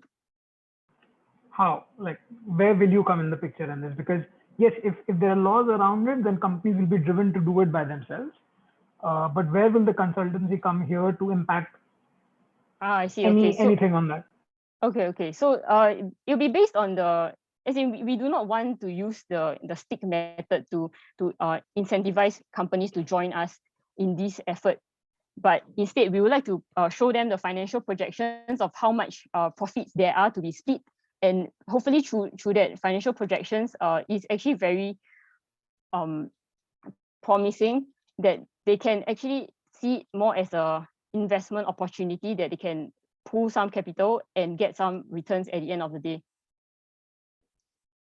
But by let's say producing products that are meant for recycling or are produced for, let's say, with the end in mind, don't you think the costs will in fact go up for the product? And if they go up, then how will you show benefit for them financially? I'm sorry, I'm a bit lost about your question. Are you able to paraphrase for me? For me, let's say if there's a legislation around EPR in the future, so EPR is basically where the company that's producing the products is responsible for the recycling and the reuse of the product as well, right? Okay. So for them to have, so they will move from a product-centric model to a service-centric model, because to be able to have that ability, or that let's say that the ability for the company to do that, then they will be an extension of its business. So meaning that a revised business model. So that will definitely ramp up the cost. So maybe let's say if there's a product that you're buying for $1,000 might become $1,200 when you add the cost. So how will you then add any value to be able to, as a consultancy, to change that, or to be able to show financial sense in all of that? Okay, so going back to the model, we actually would implement points and rebate system to incentivize individuals and SMEs to return their items back to the producers, either the producers for them to refurbish or recycle, or towards our facility for end stage recycling. So this would help to close up the loop in terms of engaging the individuals as well as the producers, so that they do not have to, as in the cost will not be as high as expected. All right. So thank you. Thank you, Arjun, and thanks for the questions, really relevant ones. So encourage the judges to keep asking such questions, helps us really fine tune on things. Thanks a lot, Ray from Green Days Consultancy, and let's move on to the next one. All right, so we had zero wastage covered. We also had food security, and now let's go to the next one, which is clean tech. When you think of clean tech, think about energy to grid, vehicle to grid, something which is all about efficiency in energy, simply put. And what we have is a framework from NCSS and the strategy, which lays out the strategy for Singapore. And this is all about identifying Singapore as a hub for clean energy using some strategic growth areas. And these would include energy storage, renewable smart grids, as well as solar energy. We recently saw one of the largest floating solar panels, which is in Singapore. Really good job by our country. Now, the challenge that we had for the teams was all about, you need to come up with a business plan to reduce the negative environment impact through significant energy efficiency improvements. And these would be either through environmental protection activities or using the resources sustainably. So what we have here is Team 9 presenting to us on clean tech. Team 9, please share your screen.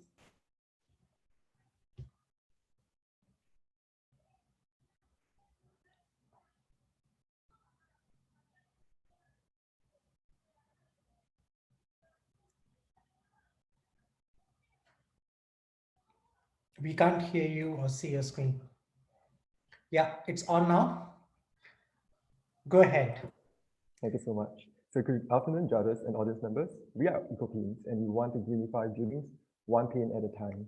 Can you be a bit louder, please? Thank you. Sure. sorry about that. So I'm Kong, and together with Jiawei, we are representing our team to present to you our clean tech solution. As you know, we are all gathered here today to develop sustainable solutions. And for us, it is to tackle the consequences of climate change, fossil fuel depletion, and rapid urbanization. And all of this requires quick and decisive actions.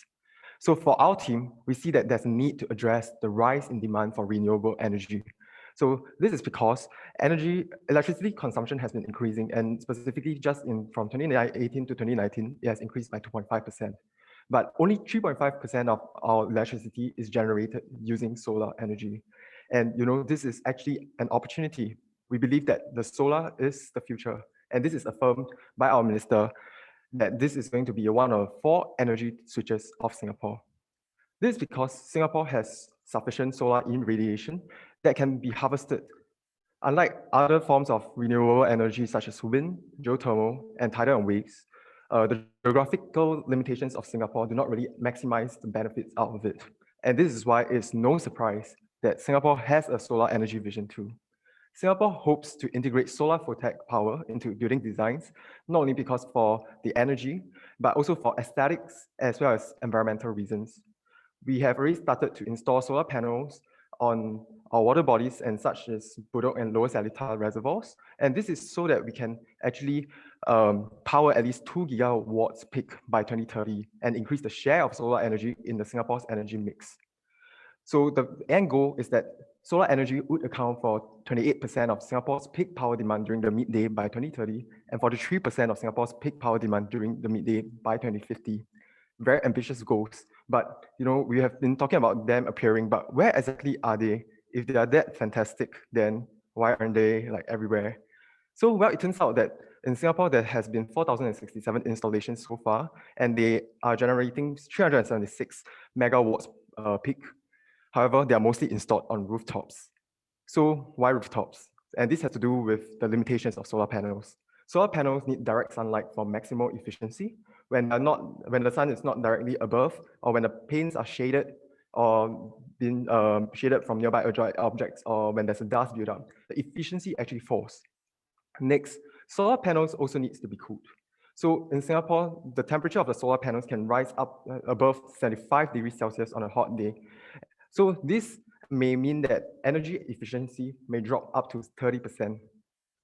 So this is why actually they're kept on the roof or open spaces so that they can be vented and air will be allowed to circulate and try to air them to cool them down.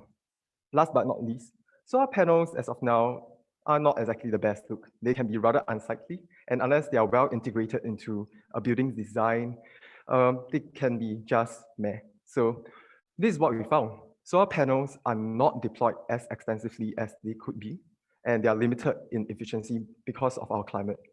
Last but not least, they are not aesthetically pleasing, and our solution would be the eco-paints.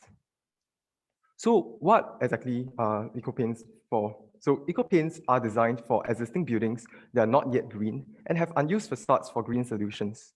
Eco-paints consist of a system of modular solar panels and green walls that provide improved energy generation efficiency as well as environmental benefits, unlike existing commercial solar power solutions.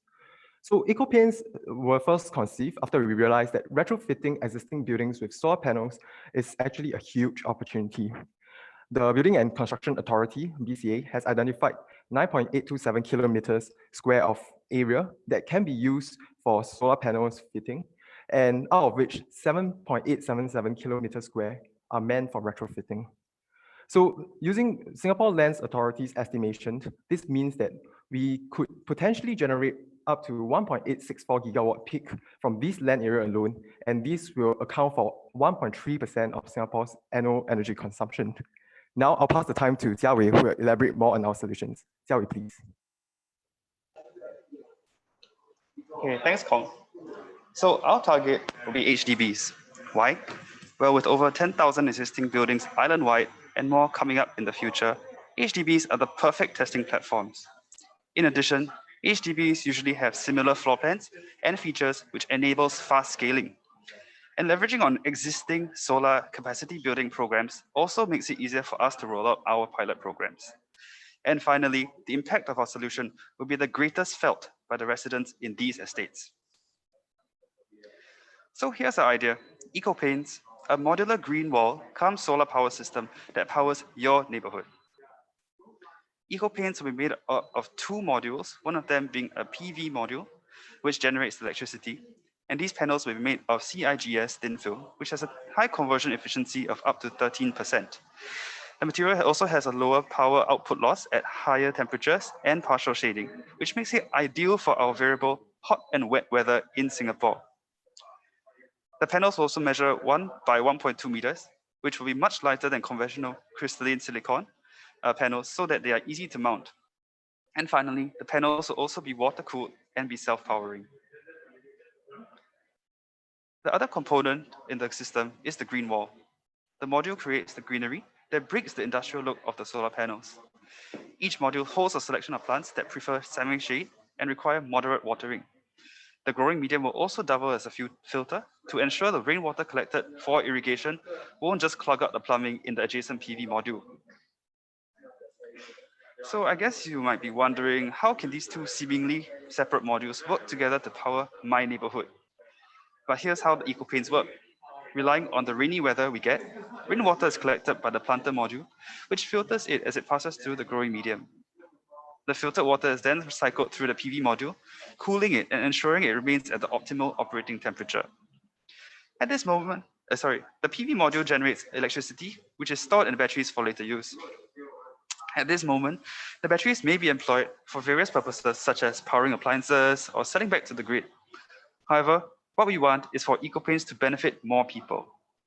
And that is why we want to use the stored energy to supplement power to your municipal facilities, such as playgrounds, street lamps at your neighborhood park, or even the lights along your corridor.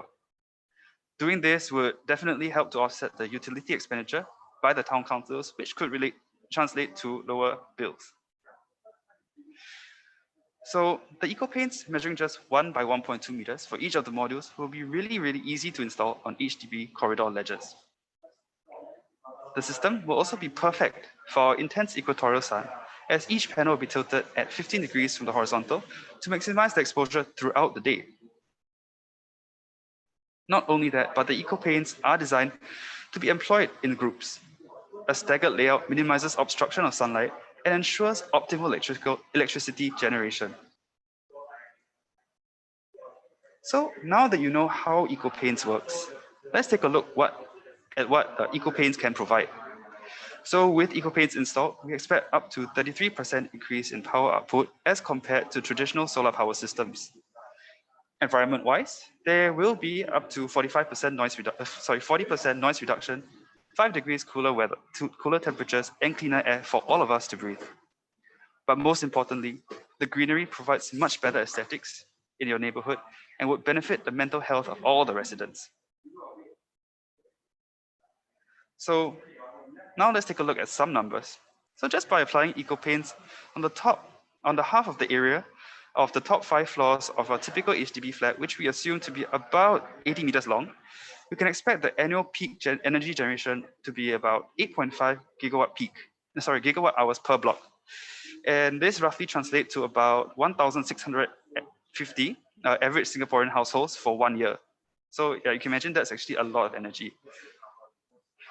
So we predict that with EcoPaints and the 8.5 and the energy generated, we will be able to have a 3.5 metric ton reduction in CO2 per HDB if we substitute electricity generated by natural gas with solar panels.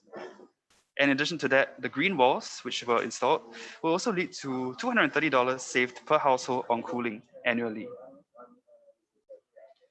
So now let's talk about the money, the cost of EcoPaints. Assuming the useful life of solar panels to be about 12 years, after factoring in the installation and maintenance, we expect the solar panels to cost about $465 per panel for 10 years. As for the modular green walls, which have a useful life of 30 years, the expected cost for 10 years is approximately $1,600, with most of the cost coming from the maintenance and upkeep of the green panels. So comparing between EcoPaints and conventional solar power, which is probably the most important thing, and factoring in the improved efficiency of our water-cooled system, our solution comes up to be about 1 cent per kilowatt hour cheaper than the counterparts. And if Last 5 minutes. Okay. And it will add up in the end. So on the same point of money, one key factor for feasibility would be the economics of eco-paints. And this is probably one of the biggest challenges faced by sustainable development. We are lucky there are many schemes and initiatives that can help us. For instance, the Skyrise Greenery Incentives 2.0 from NParks, which fund up to 50% of installation costs. In the long run, we would like to become self-sustaining from the operations and maintenance of eco-paints. We've also considered different aspects of feasibility, and we believe that given the required resources and support from the relevant authorities, we will be able to achieve our desired outcomes. Next, we know that with any new idea comes with its own associated risks, and we've identified a few of them, such as a risk of property damage and a risk of degradation. So we've come up with some of the mitigating factors to manage these risks.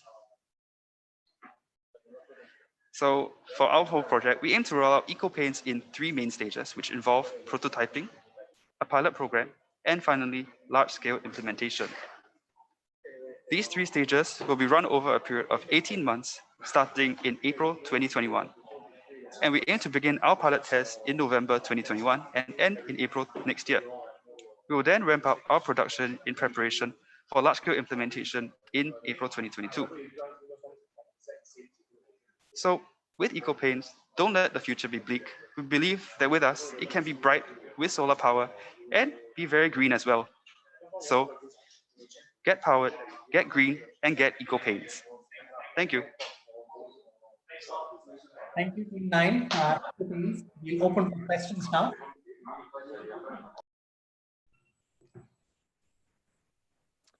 Hi, this is Tracy. I'll just go first. I think that was a very good presentation, and I understood the concept perfectly.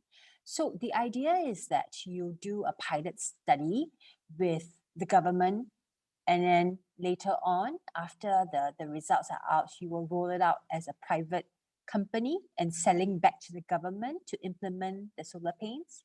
Is that your business model? Yes, so our first step is definitely doing prototype. So as you may have realized, this technology actually has existed for the longest time, but nobody has really tried to trial it. And for us, we want to be the forerunners for this. And that's why by actually prototyping according to our HDB, naturally our government is our first target. And we want to roll out in certain blocks to ensure that this methods is applicable, which we know that it will be, and then roll it out, and subsequently move out to industrial buildings as well. So I believe that our technology, our solutions are not limited to just HDB buildings, and it can be retrofitted to existing industrial buildings, and that's actually an opportunity for us.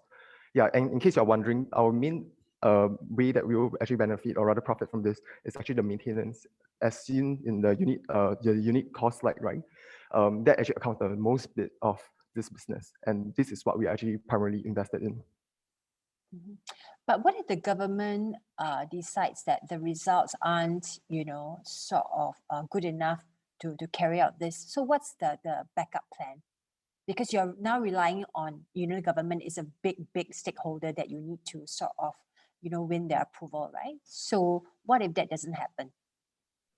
So maybe I can communicate to you the reason why we actually look at the government first, but it has to do with how energy is generated in Singapore. First of all, as you know, unlike other countries, the government do have a very big stake in the energy market here. And unlike other countries whereby you can actually set up your own grid, this is not really the case here. And that's why we look at them straight on first. But in this case, if this is not supported, then we can also look at how we can actually help sell back electricity to by the industry players. So they actually have these new schemes with JDC. It's called Solar Roof, as well as I believe the government also have another one whereby you actually help to prepare solar panels, and then you actually get the energy conserved, and this actually be matched by grants. So this is how we can also come in as well. And the other part that I see how we can actually even repivot is that we can even look overseas, in a sense like the third tab of energy switches for Singapore would be actually importing regional grids. So, Singapore is a country in the midst of the 10 countries of ASEAN. So we do believe that, this can actually be brought overseas as well. And this can not just actually provide for the local government there, but more importantly also, because this is of national interest, right? We can even port it back to Singapore, just like how they are actually in discussions with Malaysia and Indonesia for this. Yeah. Thank you. We have some more time. Any other questions from the judges? Yes, please. Hi, it's Joelle here. Sorry, is there someone else who wanted to go first? Joel, right? no, I'll ask later. No way. All right, thank you. So well done on just all that background research and articulating a very simple and elegant solution. My team back then when I was at EDB was involved in Solar Nova, so know a lot of the background workings of the solar scene here. I have a few questions. Knowing how your largest stakeholder might work, with HDB, one big concern they'll have is vandalism. Right. So how are you going to address that issue? Because you are putting this solar panel right by the corridor, which can be easily accessible by residents or passers-by.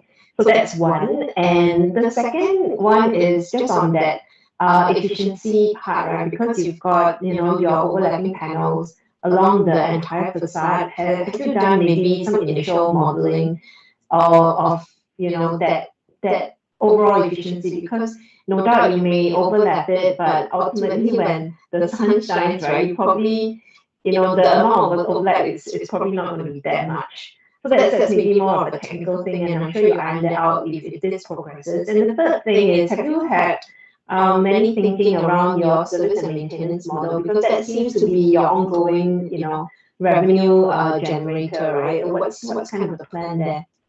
Sorry, a lot of questions there. Thank you. So maybe I'll answer the first question first with regards to vandalism. And it's true, vandalism is an ongoing problem.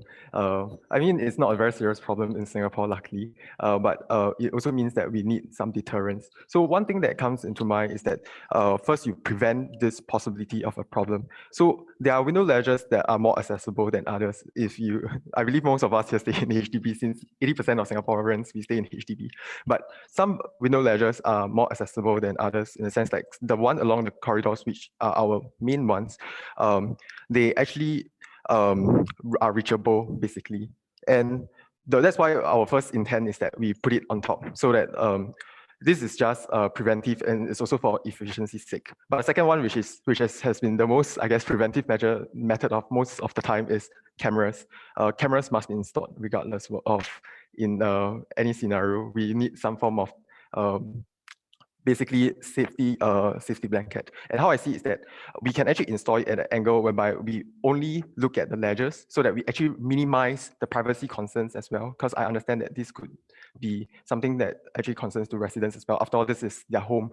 They don't want anyone to infiltrate or invade their privacy. But the third part is that we can also see the panes, which is one of the main idea actually, but we haven't actually elaborated, is that these panes could be movable. And that will actually help to actually solve this problem, in the sense that during midday it's 45, like 15 degrees to maximize the sunlight collection. But during the day it's still tight, still flat on the ground. So this can actually help to minimize the incidences of vandalism.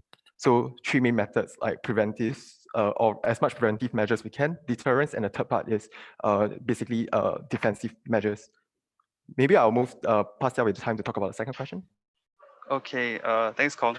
So actually, just to add on to his vandalism portion, I mean, physically speaking, can imagine you're standing over a ledge that is almost the same height as your head, then you need to reach out to go and vandalize the thing. It's quite difficult. So maybe that's also one of the points of deterrence. But maybe I'll move on to more of the efficiency drop part about the staggering thing. So the solar cells that we have chosen is the CIGS thin film, which based on research by SLA, we've also found out that that's probably the most ideal in terms of tackling with partial shading. So compared to traditional like solid silicon, a silicon crystal, the conversion efficiency drop when it is in partial shading is much less. So that is one of the ways that we can tackle with it. Sorry, what? Oh. I need to change my name also. Okay.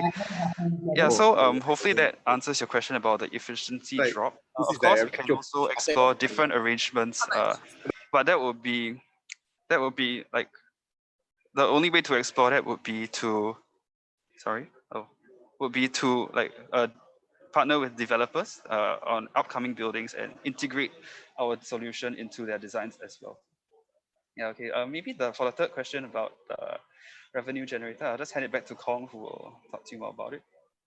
So for us, we are looking at service level agreements for this. So naturally, when you install such panels, you actually need a regular upkeep. So one thing that we are offering in a sense that will be different in the sense that with the eco paints as well as the solar panels, since we are providing the installations for both, we are also maintaining for both. And that will actually help to be in a perspective of as for the HDB, it will be somewhat cost saving because now we are doing 2 at the price of 1. But this also helps us to maintain our profits as well because this keeps us profitable or rather competitive compared to other green walls providers. Yeah. As for the details, we are still working on it, and we hope to speak to governmental organizations so that we can even continue this idea. Thanks a lot. Thank you. We are running short of time. Arjun, you had one final question and a quick answer, guys. Sure. Guys, just, okay, I'll cut down one question. Just a challenge on the timeline, because for me, 1 year is tomorrow. So where are you now on the project? Do you have a proof of concept, a prototype, or where are you on this project to be able to next week? Because I see in the timeline, April 2021, you want to meet HDB and the government. Where are you on the project? So currently, we are still in the midst of planning, but one thing that is good about this, also the idea of this hackathon, is that we must use existing technology. And this is actually why we are not very concerned about the prototyping, because actually, these are actually already technology that exists. Is actually just to put things very, that's why this is a solution I would say that is very simple. We are just mapping water from one source to another to actually cool down the system on the left, and using the energy from the PV panels to supply to both modules as well as to the power. So that's why I would say that in terms of prototyping, we are quite confident because we are actually reusing existing designs. As for, yeah, it's true, it's a very short and tight timeline, but I believe that we can actually get going if we get the support that we need. Thank you. Thank you. Thanks a lot, guys. Eco Paints, team number 9, Greenify Buildings 1. I will add beautiful plane at a time. So really good work, guys, and looking forward to the judges' feedback. I'll share my screen, so if you don't mind unsharing yours. All right, so let's keep moving to the second last one. We have had clean tech, we have had zero wastage and food security. And in connection to clean tech, we have sustainable urban planning and mobility. And urban planning is quite an epicenter to everything that we do around sustainability, because we had things like if there's vandalism towards the solar paints, then how does it work? And is it actually being used, whatever solution we have, or is it being ignored as one of the novel things that nobody likes to use? So think about stuff which is all talked about in terms of infrastructure, urban mobility, water and environment, and built environment. And that's the 5 pillars that Singapore has been focusing on as part of sustainable smart cities. Now, the challenge here is use the 5 pillars promoted by EDB: infrastructure, built environment, water, as well as urban mobility, to come together on an idea towards urban solutions and sustainability. So let's hear it from Team 11 on what they have on sustainable urban planning and mobility. Team 11.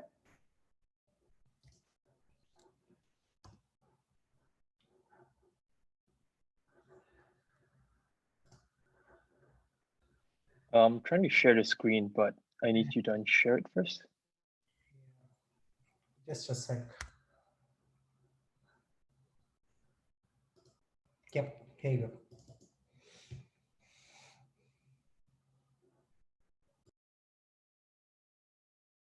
We can see a screen now. Go ahead. Okay. Good afternoon, ladies and gentlemen. My name is Shenning, and together with me is Daryl. We are Team Carbonatics, and we are here to enable the sustainability movement. Climate change is real. Our world has been warming at a faster rate than ever due to the enhanced greenhouse gas released into the atmosphere. In fact, the built environment industry, which also includes the construction sector, accounts for a whopping 30% of global annual greenhouse gas emissions. Being cognizant of the adverse consequences of global warming, a concerted effort towards mitigating global warming has been made through the Paris Agreement signed in 2015. Though real estate owners have been acutely aware of the need for greening buildings, it has often been disregarded as an important consideration. Yet, we believe that the increase in regulatory risk, as well as the immense growth opportunities, provides the impetus for Carbonatics. Governments have sought to implement measures to curb carbon emissions, and we posit that this will only continue to be increasingly regulated. In fact, we've noted that the carbon tax implemented in Singapore currently stands at $5 per ton of CO2 and is set to increase by 100 to 200% by 2023. These translate to higher business costs that can otherwise be reduced through the adoption of Carbonatics. On the other hand, the real estate owners are now poised to engage in the green revolution like never before. Instead of the cumbersome process of manual data collection and analysis, the availability of technology has made it easy, simple, cheap, and accurate to do so. Furthermore, the shift towards sustainability has allowed for real estate owners to access the vast amount of green financing. In fact, just recently, the Singapore government had pledged to input $19 billion into green bonds itself. As we path out the trajectory of sustainability-related regulations, we can observe that Singapore has been tightening its management. This timeline shows the major policies in place that affects building owners, starting from the first Green Building Master Plan in 2006, where it engaged building owners to adopt Green Mark certification, to the third Green Building Master Plan in 2014 that has required for mandatory energy benchmarking reports to be submitted to BCA annually. Singapore has also recently launched its Green Plan 2030 initiative, which seeks to have 80% of Singapore's buildings to be Green Mark certified. Carbonatics seeks to enter a market with tremendous potential. We've noted that the total addressable market for sustainable building and the environment stands at a whopping $3.68 trillion, with our solution having a serviceable obtainable market of $24 billion by targeting not just Singapore, but the Southeast Asian region, which has been growing at a rate of 58% annually. What is Carbonatics, you may ask? Well, Carbonatics is a sustainability insight platform that allows building owners to identify, visualize, and compare green solutions in as little as 1 hour. Now, I'll pass the time to Daryl to share with you more about Carbonatics. So we believe that greening buildings shouldn't be this hard. Our value proposition is that we make it easy for building owners to do so in 5 simple steps. Well, first, you provide your building info, such as your space, your business, and which industry you're in. Next, you select your sustainability targets. Now, this includes both commercial and social targets that you're trying to improve. Perhaps it could be energy efficiency, energy consumptions, or even just how much water you're consuming in the building itself. Next, you just click Start Data Modeling. The algorithm itself will produce certain recommendations.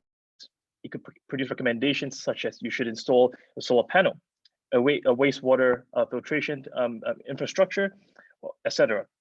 And lastly, you're able to connect with relevant vendors to implement your project itself. So the initial features will be focused on items 1 to 3, where we'll first focus on the recommendation engine, which will be core for building owners to know how and what they can take action on. Next, you have the simulation model of different recommendations made of each sustainability projects. As I mentioned before, it could be solar panel installations or the likes of which building owners themselves have insights on the possible impact metrics. Again, both commercial and social impact. Third, you have companies who would then be able to link up to implementation vendors, such as mentioned before, and followed by access to green financing options. The future roadmap, product roadmap of Carbonatics will be focused on the carbon risk assessment tool to basically tell you which part of your business has the highest risk on carbon emission.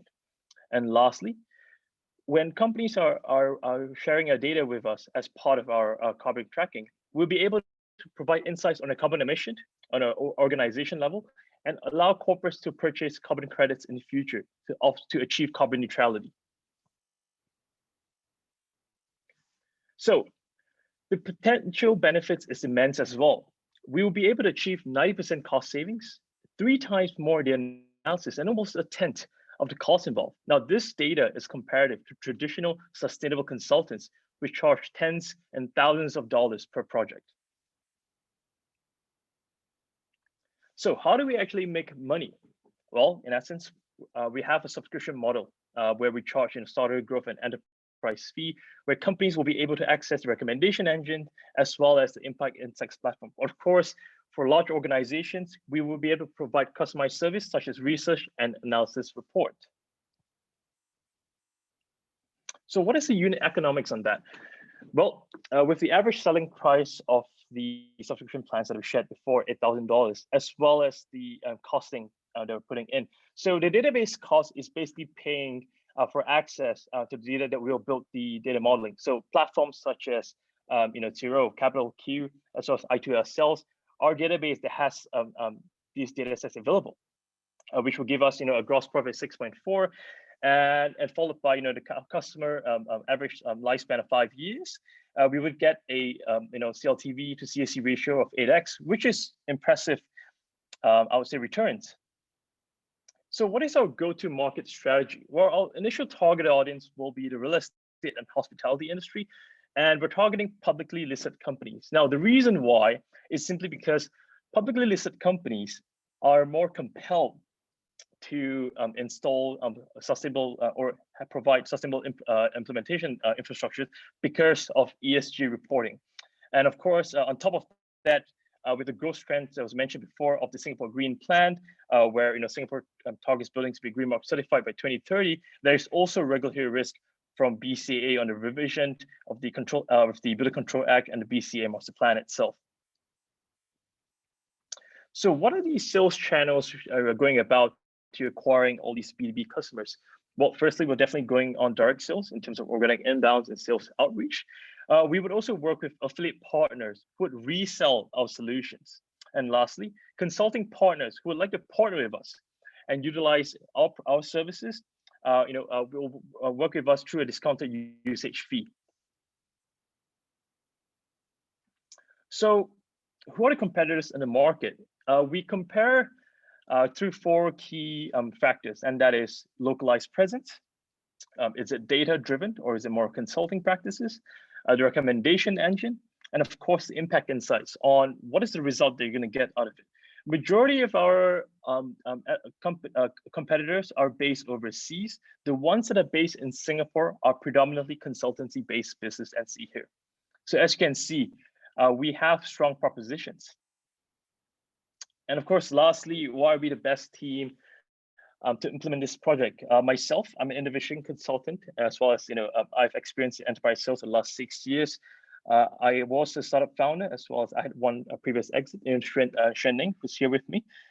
She has a bachelor's in geography and has keen interest in urban planning. Golan himself has actually started specializing in solar panels and data analysis. And I think is basically passionate about building a sustainable city. So join us today in enabling the green movement. Thank you very much. Thanks, team. We open up for questions. Judges? Hi, can I go first then? Yes, Varun. Great. Daryl, thank you so much for the presentation. Just one question. You talked about modeling as part of the solution that you will provide. Could you give me a use case for any of the potential clients that you would do? And what would you model? What would be the solution like? Just wanted to understand that better. Okay, so let's say a company, I'll just take one example. Let's say Marina Bay Sands. And they want to find out, what is their energy consumption, which they probably have because they have to declare that already. They want to find out where whether or not they could install, say, or they don't even know what to do or what to install. What they would do is share for us what is their intended target. They want to reduce energy consumptions, and of course reduce the water consumptions as well. And what we do is that we'll take a similar, I would say, building which does similar business that's provided in the database. So let's say a similar hotel in, say, China, because that's one of the databases that we have identified, and of similar size as well.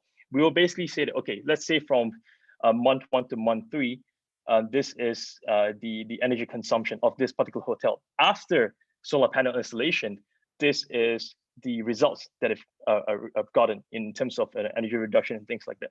So when we use this, basically this data set, this model we've created, and we plugged in MBS's data, they will also show that, oh, you could actually improve your energy efficiency by 36%, because that's what someone else has done it before.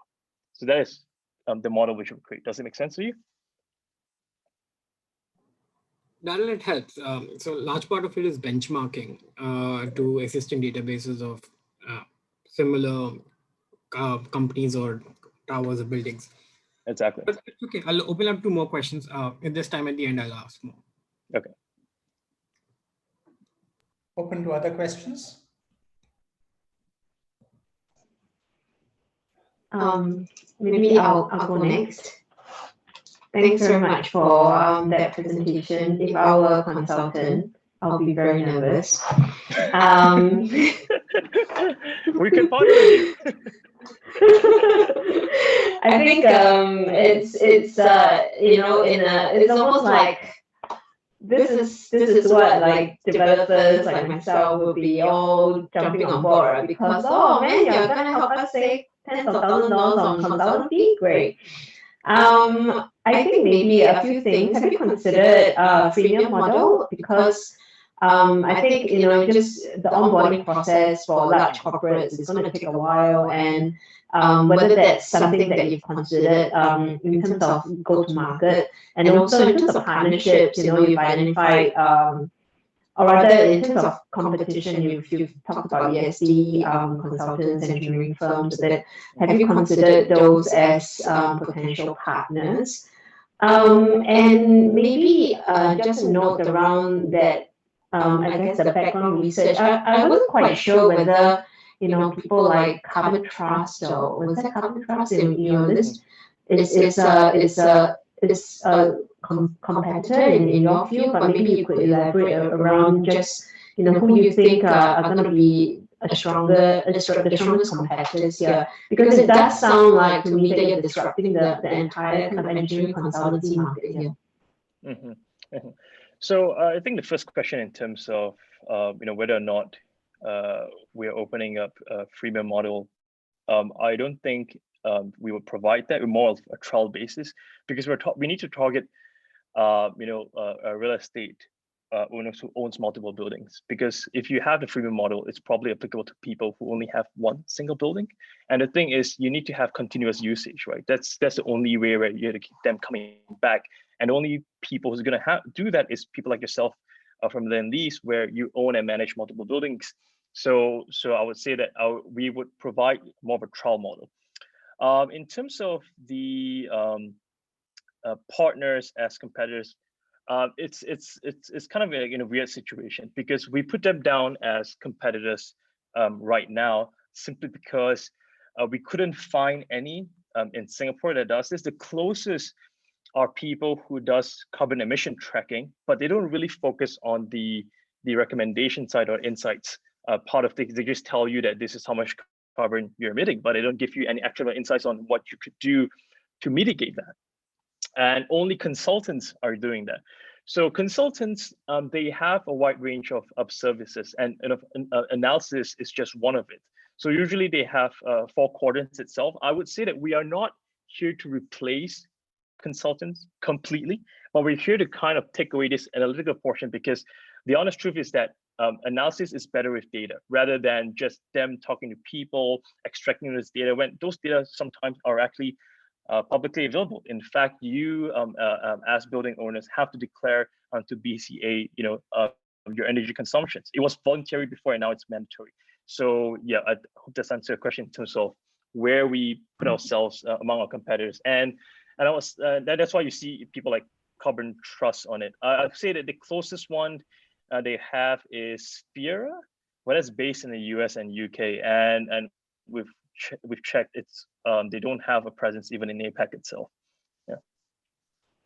And sorry, maybe just a quick follow-up question. Are you also looking at specific technologies for in terms to recommend? Because in a building there are so many different systems and subsystems, and every one of them have a slightly different emissions profile. And if you're looking at really driving hard in terms of carbon reduction, then it does require some detailed analysis. So maybe you could share a bit on how you're approaching it from is there a particular system that you're looking at in the first instance? Mm-hmm. So I would say that how the recommendation acts is that it takes in, it wants to work with as many vendors as possible, right? That's why when EcoPaints kind of presented, I was like, hey, that's a potential vendor that could be on the platform itself, right? Because that's the idea here, is trying to present you with as many options as possible and give you the best one based on the information of the building, and that's why we are the data models. We are the one that tells you that this is the suitable solution for you. So to be honest, we are not trying to, or we haven't thought of narrowing down to a specific technology, because the idea here is to find the best one suitable for you and uniquely you. Because the thing is, the different buildings in Singapore, right? And of course in Singapore, being on equator, one of the biggest things is the energy consumption is because of our air cons, because to be honest, it's very hot. And another technology we're looking at is basically insulation, right? Glass, so that you can keep the cold air in and reduce your energy consumption. So it will basically differ based on your geographic presence, but no, we are not targeting a single technology itself. Yeah. Thank you. No further questions. Thanks. Thank you. And we still have some more minutes left. So any other questions from judges?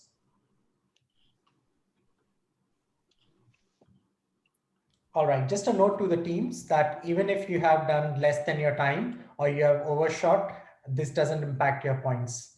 All right, so don't worry about it that we finish early and stuff like that.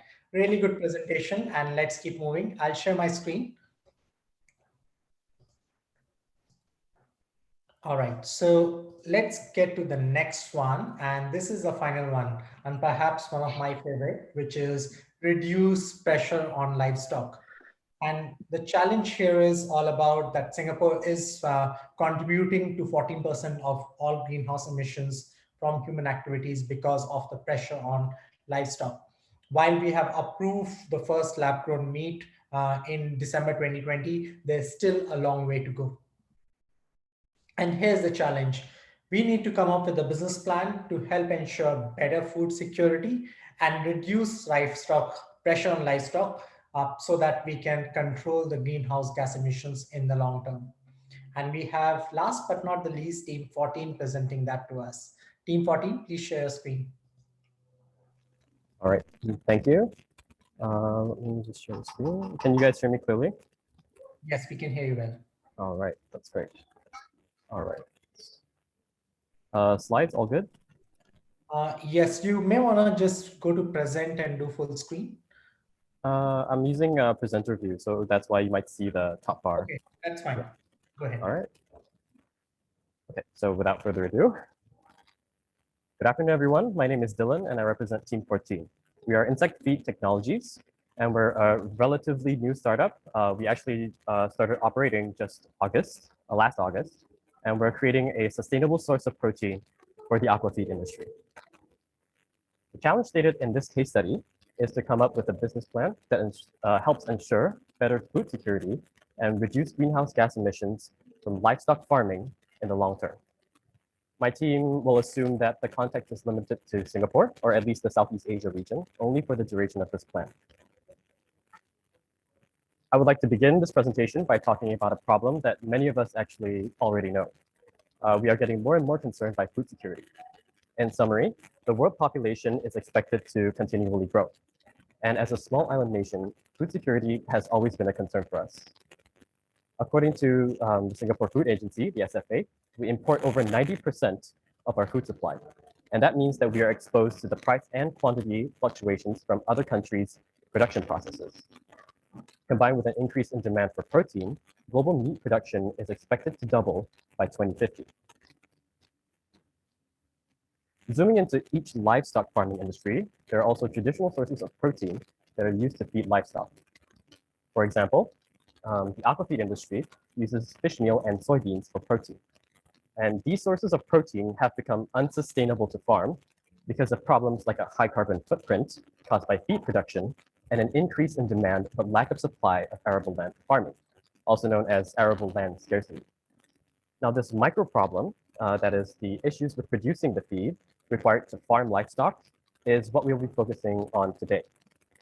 Current solutions aim to improve the efficiency of these crops themselves through selective breeding, which merely reduces the severity of these problems, but does not address them very effectively. This then brings us to our alternative source of protein that requires less land and releases less greenhouse gases as well. This alternative is known as the black soldier fly. It might not be as famous as, say, the cricket when it comes to insect protein, but it does have its advantages. For one, the BSF is actually indigenous to Singapore, and that means it will thrive in our local environment. Also, it doesn't require as much land to farm as traditional crops like soybeans. Furthermore, it cannot bite as humans, and it consumes food waste, something many other farm insects cannot do as efficiently. These points combined make the BSF an ideal alternative protein source for animal feed. In terms of the BSF's advantages, we'd like to highlight three main ones. Firstly, it eats a lot and it is not picky. The BSF larvae eat up to 2 times their body weight on a daily basis, and that means we can feed them food waste and they'll convert it very efficiently into useful products. Secondly, farming traditional protein sources to produce 1 kilogram of meat actually emits around 400 to 650 grams of greenhouse gases by themselves. The BSF, on the other hand, will emit only around 0.2 to 2.9 grams of emissions if they were to at least partially substitute these protein sources. This means that substitution could greatly reduce greenhouse gas emissions for livestock farming significantly. Thirdly, the BSF itself is rich in protein and fat. iPhone charger, like a portable charger. Okay, I'll just continue. It typically has around 40% crude protein and 30% crude fat, which makes it comparable to mealworms and crickets. That research has also shown that BSFL actually have a very significant concentration of medium chain fatty acids, such as boric acid, which are ideal for animal growth. This means that BSFL are great sources of protein and fat for animals to be farmed efficiently. Excuse me. Even with all of the BSF's advantages, this begs the question, why start now? Simply put, there has been increasing global acceptance and demand for insect protein as an alternative protein source. Referring to the bar graph on your left, the edible insect market was worth about $407 million in 2018. However, by 2023, it is projected to increase threefold to an astonishing $1.2 billion. This positive projection could be attributed to a change in mindsets. For example, mealworms farmed for human consumption were recently greenlit in Europe. If we humans can eat insects for protein, why can't animals? Now, let's move on to our target market. We focus on aquafeed, which has a serviceable obtainable market of about USD 500 million. And I'll talk about why we picked it over the next few slides. This is a list of some BSFL companies that operate in Singapore and Malaysia. My company, Insect Feed Technologies, focuses on aquafeed, which deviates from our competitors. This allows us to enjoy the full slice of the pie, which is worth an estimated 500 million US dollars. We can do that because we have two main competitive advantages that allow us to target this market. Firstly, we have a higher than average feed conversion compared to our competitors. We have proprietary techniques in fermentation and nutrient preservation, which simply means that we can store food waste for a longer period of time while also keeping its nutrient content high. We are also working on the ability to single out families of black soldier flies that show desired traits like faster growth rates in order to focus on them for breeding. Secondly, we have a lower cost of production for our larvae. Due to our partnerships with local food waste manufacturers and waste logistics providers, we have managed to procure high quality food waste for little to no cost, while other partners actually share their expertise on local aquafeed production with us. With these two competitive advantages, we are able to tackle many problems that our competitors might have faced in the past. Moving on to our product line. We have two main products, the black soldier fly larvae themselves, and our organic frass fertilizer, which is essentially a mixture of BSFL excrement and castings. Our BSFL have a guaranteed analysis of minimum 43% protein and 32% fat. They are also rich in calcium and lauric acid, which are good for animal growth, and they are ideal for insectivorous pets, such as reptiles, fish, some birds, dogs, and cats. Our BSF organic frass fertilizer, on the other hand, has an NPK ratio of 3:3:5. It is also rich in an immunity-boosting chemical called chitin, and it is ideal for leafy green vegetables and your fruit-bearing plants. Now, our business model is based on three main revenue streams. Our first revenue stream will be to sell directly to wholesale traders or feed manufacturers at a competitive price, but at high quantities. Market examples would be Gold Coin Feed, Malaysia, and Tropical Consolidated Corporation, Malaysia. Our second revenue stream will be to sell to distributors, e-commerce, or physical retail stores at higher margins. And examples would be Tianhu Fish Farm, Jacko, and so on. Our third revenue stream is just something for us to explore in the future. Basically, we plan to sell something called carbon credits. These credits are earned by offsetting greenhouse gas emissions, and we are a company centered around sustainability. So we do offset a significant amount of greenhouse gases through our production. This will then allow us to earn carbon credits, which vary in price from 20 cents to even up to $200. And companies that we could sell these credits to would be Shell, Microsoft, or even Disney. From our business, we expect to have significant impact on at least a local scale. For example, we aim to alleviate Singapore's food waste problem.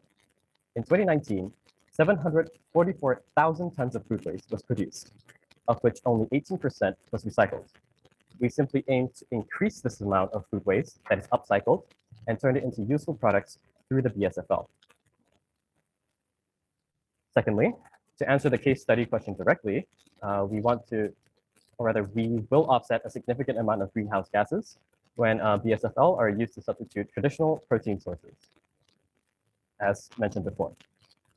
Thirdly, we do align with Singapore's 30/30 goal, which is to have 30% of its nutritional needs to be produced locally by the year 2030.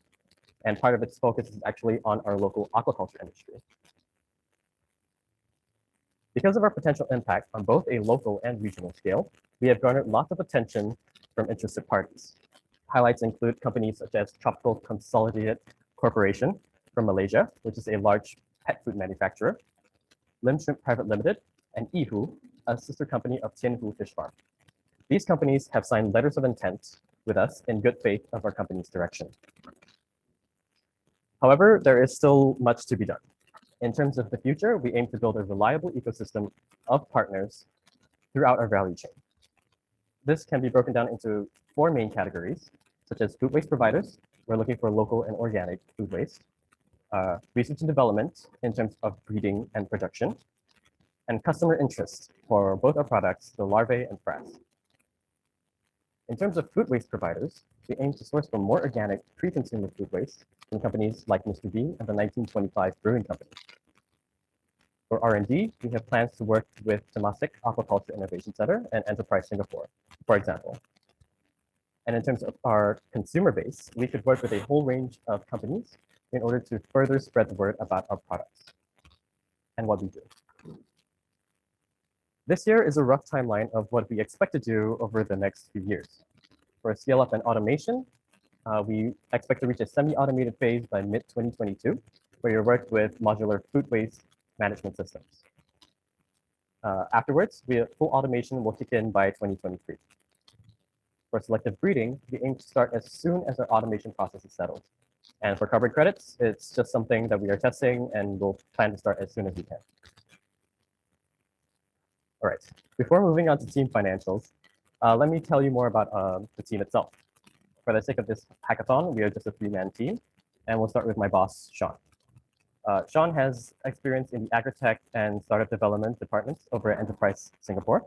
And over the years, he's gained a lot of experience in startup scaling. He's in charge of business development.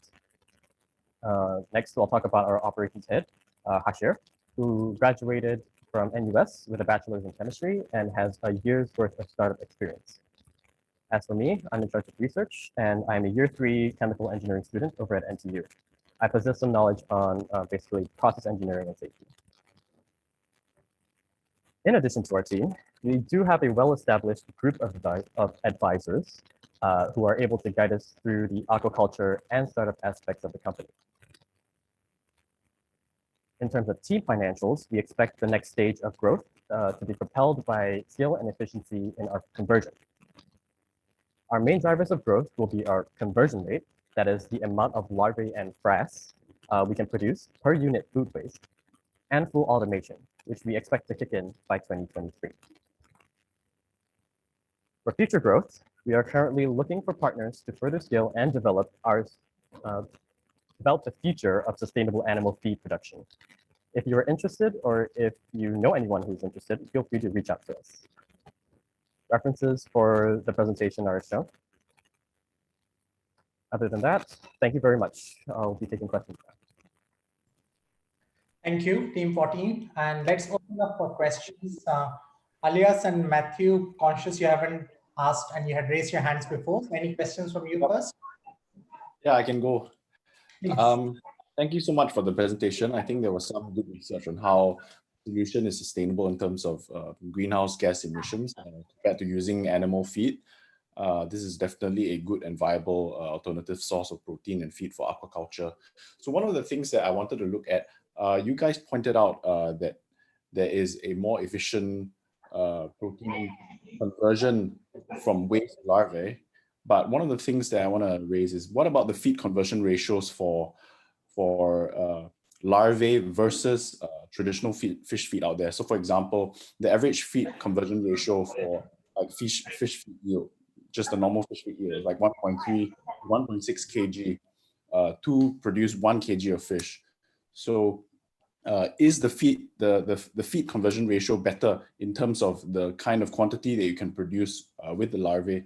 And second of all, it was interesting that you mentioned that there is 744,000 tons of waste, that is food waste, is being produced in Singapore. But the question is, how do you plan to get access to this food waste? Because there are a number of players around who have tried to do that, but they are actually unable to consistently get access to this food waste to feed the soldier fly. So there are some scalability issues that I see in the market currently.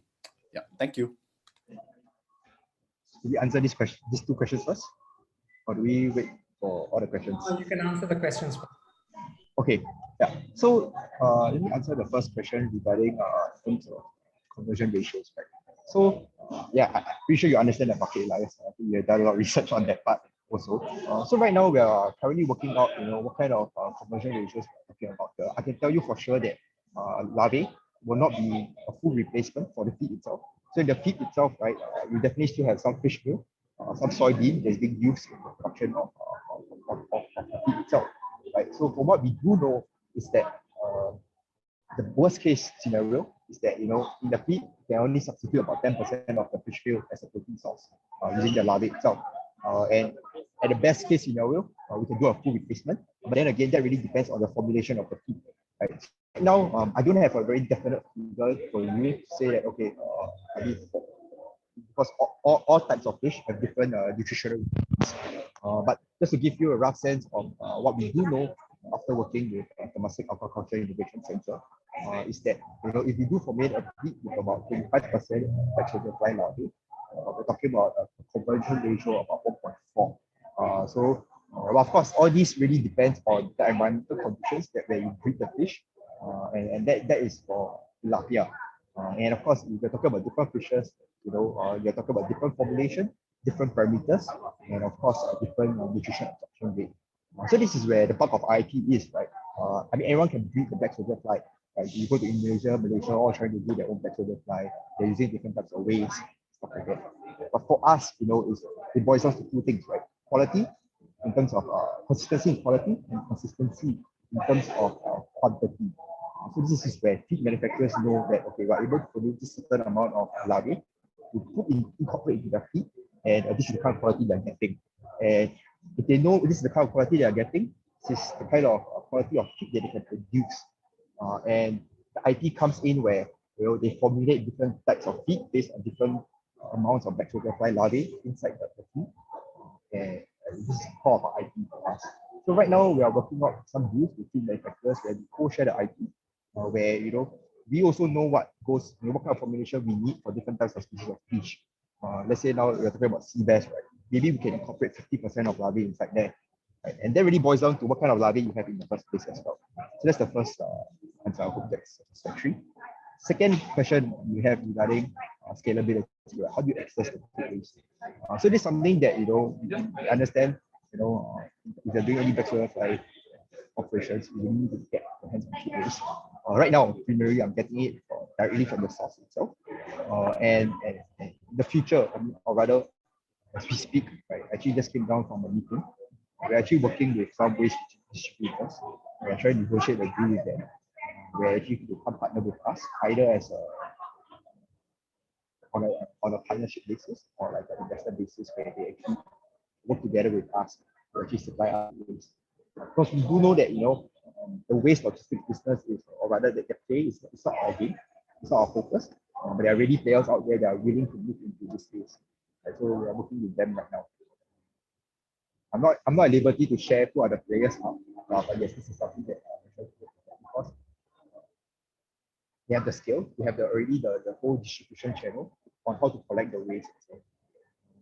As to what kind of waste or whether there is enough waste or not, I can tell you in Singapore right now, okara, we produce about 60 to 80 tons of okara a day.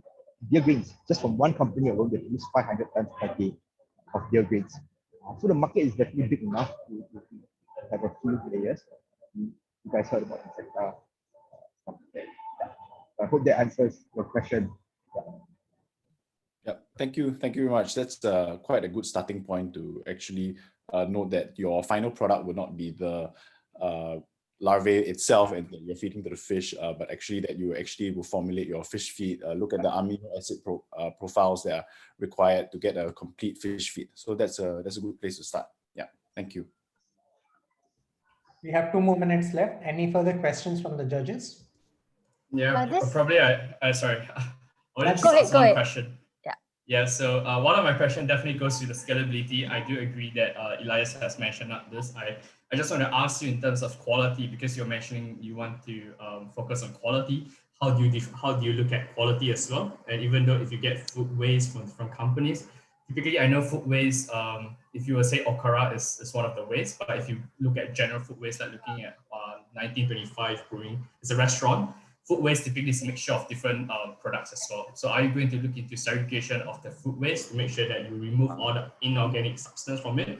Or so this is my question on how do you ensure that the food waste is of the quality that you're looking for, and eventually how do you quantify the quality of the product that you're producing?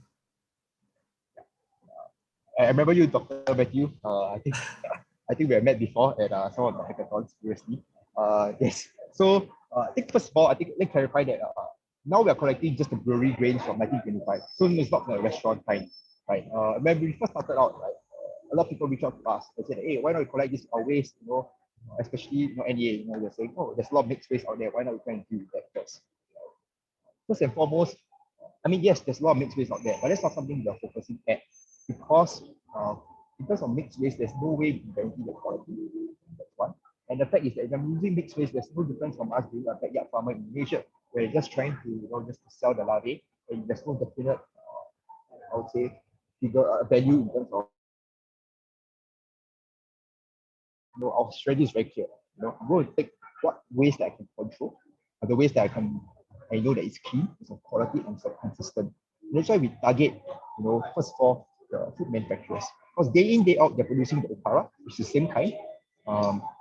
If I'm taking from the brewery grains, they're not going to change the formula, right? Even if they change it, these are things that I foresee, right? Okay, or maybe this time around they got more malt grains, right? Barley grains, and the larvae that feeds on it gives you this kind of certain quality, right? And that's how we can scale up, right?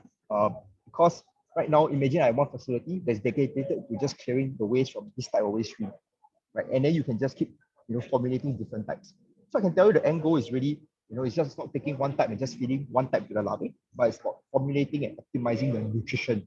So the larvae, just like any human being, you can't just feed it protein every single day, right? Or you'll get very buff, not enough fat, right? So you need to have a mix of carbohydrates, fatty acids, and proteins. And on that note, right, talking about scalability, so we're actually looking to develop a very modular 40-foot container in terms of hardware development, where we can readily deploy at places where, now, let's say now you have a factory, right, in Malaysia, and you're dealing with some sort of waste that we haven't really touched upon, right? So I can deploy one container there, we test whether the waste works out, rather than building a whole facility and jumping into it, right? And if it works out, then maybe we can discuss, how can we scale up into a whole processing facility just to facilitate the processing of that waste into larvae. Yeah, so these are steps that we're taking moving forward. Last 1 minute. Any other questions, Matthew, Tracy? Yeah, if I could just ask perhaps two questions. In terms of the larvae, right, would you be offering it in live form versus, for example, soy that is dried and can be kept longer? So is there any extra cost to keeping the larvae? That's my first question. The other question is, I'm very interested in how the larvae could potentially also help humans get their intake of omega-3 and 6, because those are the two essential fatty acids that the human body can't manufacture on their own. And I believe soy does help with omega-6. So maybe you can share. Okay, right. Yeah. So I'll answer the first question first. In terms of larvae, we do live on track. So just to be very clear, right now, the short term, we're really just targeting the B2C because the margins are much higher. And of course, because we do have a full-scale production, I only have limited supply, right? I'm able to target this sort of demand. But if you're talking about large-scale production, the end goal is really for B2B or feed manufacturers. Because they're talking about 10 tons of larvae a day, right? I've them dried because this is where we don't have to really worry about keeping them alive, or whether there's nutrition loss, and so on and so forth. And of course, when it's dried, the moisture content is so low, we're able to store it. We can even artificially create demand and supply. Okay, but this is just off topic, right? So yes, so the end goal is really dried larvae. We do formulation because at the end it's really all about formulation. What kind of diets will this specific animal or specific fish need? Right. The second question, the specific question is regarding.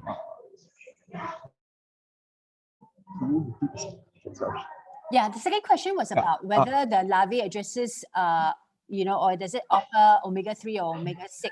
More omega-3, which is, something that you can't find a lot in our common diet. Yeah. Right. So right now, whatever test we're doing right now is really proximal analysis. It's catered towards animals. We have not done any tests or trials in the future because for humans, because SFA doesn't allow us to do that. And there must be intermediary. But in terms of nutritional standpoint, right, I do think that it is something feasible, something that we could look into. Now that you see EU, they actually allow.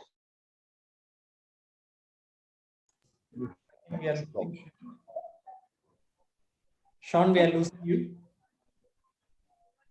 Sorry? I think we lost you for a few seconds. Oh, right. The last part about the EU, the last part about the EU, I think we heard you until then, yeah. Okay, yeah. So right now we have no plans to look into human larvae for human consumption because we feel that the market is not ready for it right now. But who knows, maybe 3 years Oh, down the no, road. Sean, what I meant was, does the larvae actually have any source of omega-3 and omega-6? I didn't mean it for human consumption. That's another ball game altogether. Oh, yes. Yeah. Yeah. So omega-3, omega-6 definitely have. So our proximate analysis actually shows that it has a lot of omega-6 because it's fed on the okara, especially omega-6 and 9. It also has a lot of lauric acid. So that makes it very suitable for aquafeed.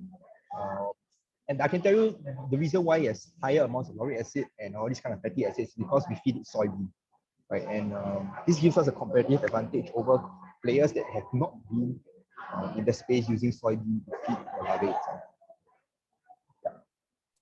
All right, thank you. Sean.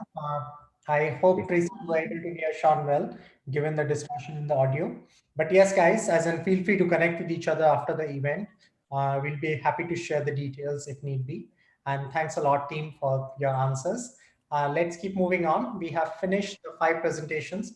So Dylan, if you don't mind, I'll share my screen now.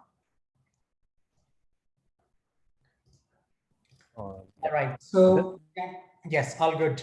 So we are now preparing the results. The 5 teams are all done, and judges are sitting and crunching some numbers on the judging rubrics. Again, strength of go-to-market strategy, creative thinking, practicality and impact, robust data-backed strategy, as well as articulation of your business case. So these are the 20 points multiplied by 5 is what we are looking at right now. All right, as we look at those results, let's just go through a round with the mentors on what their experiences were as they were advising these teams. So calling the mentors now, perhaps I can just bring out the mentors slide. We would love to know your experiences, and let me get started with Kyamchi. So share with us your experience, and then we'll go to Mayur and Philip. Go ahead.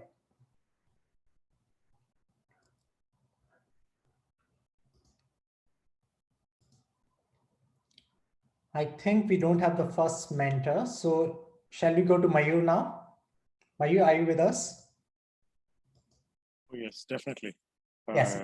I had to stay back for Team 14, I think. I think it was a great experience overall. I think it was very interesting, and I was looking at the animal feed or the livestock problem, and the kind of solutions that came in were completely different from each other. So I'm guessing a lot of the teams are here. So just to give you summaries of the ideas that came, one was, of course, what you saw, the insect feed technologies. There's also an idea on providing technology for insect feed farming, which was quite interesting because how do you make it more efficient? And then there was a third and an amazing solution, which was focused on getting plant-based meat more accessible to people by following a B2B model and a wholesale purchase with restaurants so that you could tackle one of the biggest issues, which is around the high pricing, which is leading to lack of adoption. So a whole range of options and a whole range of different ways of looking at the problem. I think brainstorming was the most amazing and the fruitful part.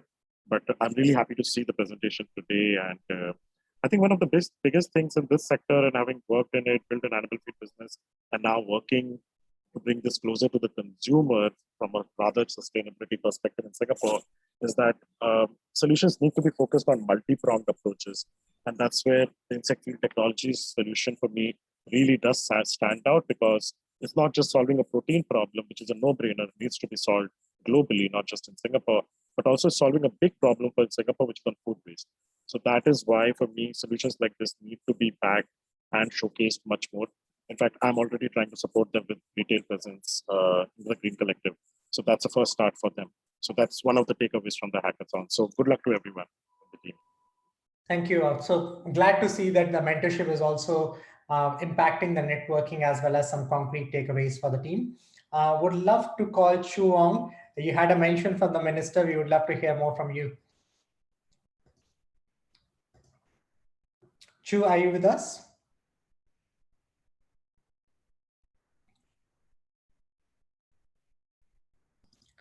We are not able to reach her, so I'm not sure if we have rest of the mentors with us.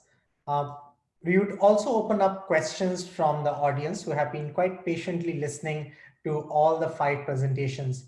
So do the audiences have any questions to the team or to the judges as well as to the mentors?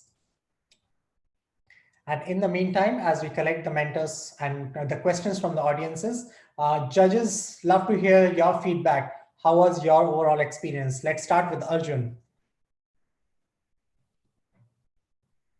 Sure.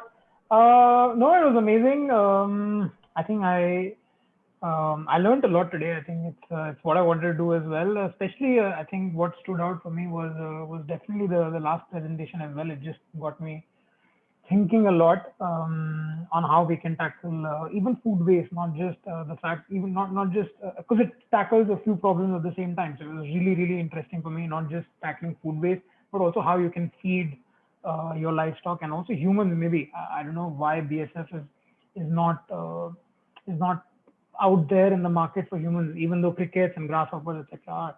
So I think it was really interesting, and for other presentations as well. I think. No, I had a great time. Thank you so much for inviting me. Yeah. Thank you, Arjun. And let's go to Matthew, quick one, and then we'll go to Joel and Alias.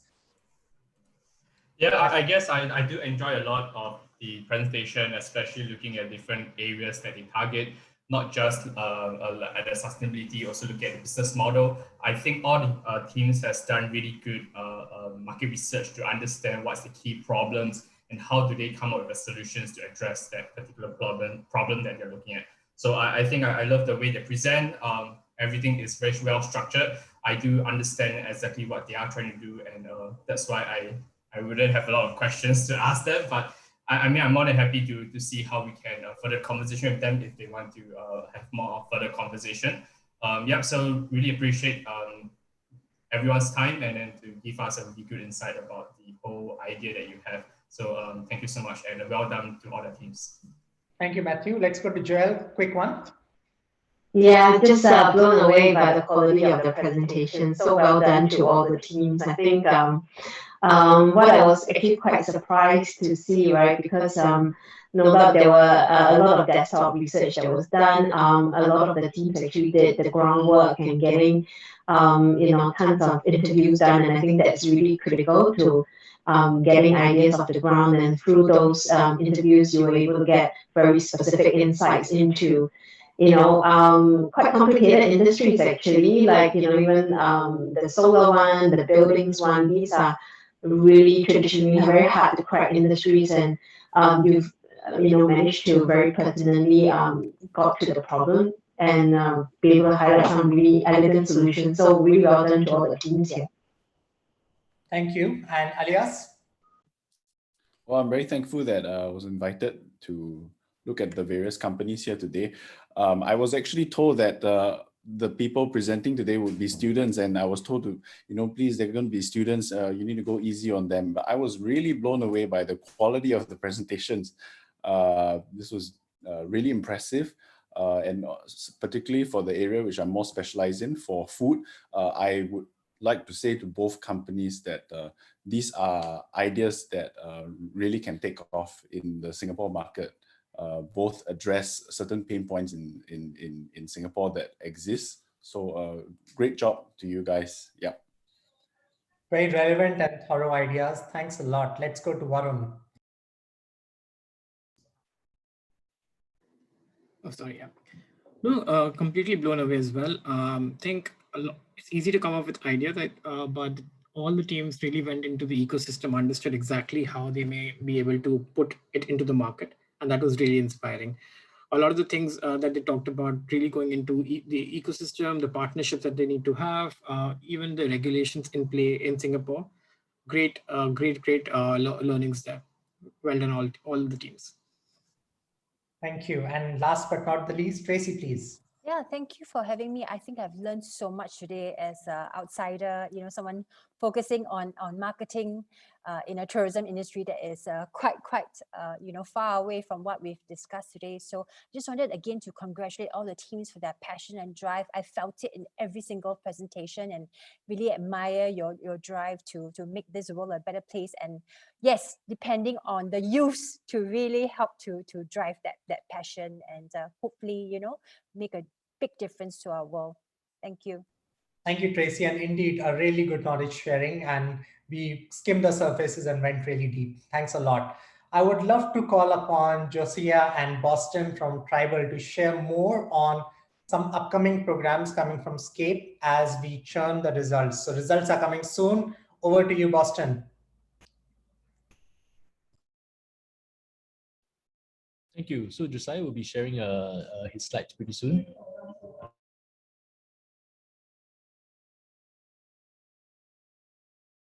Go ahead, please.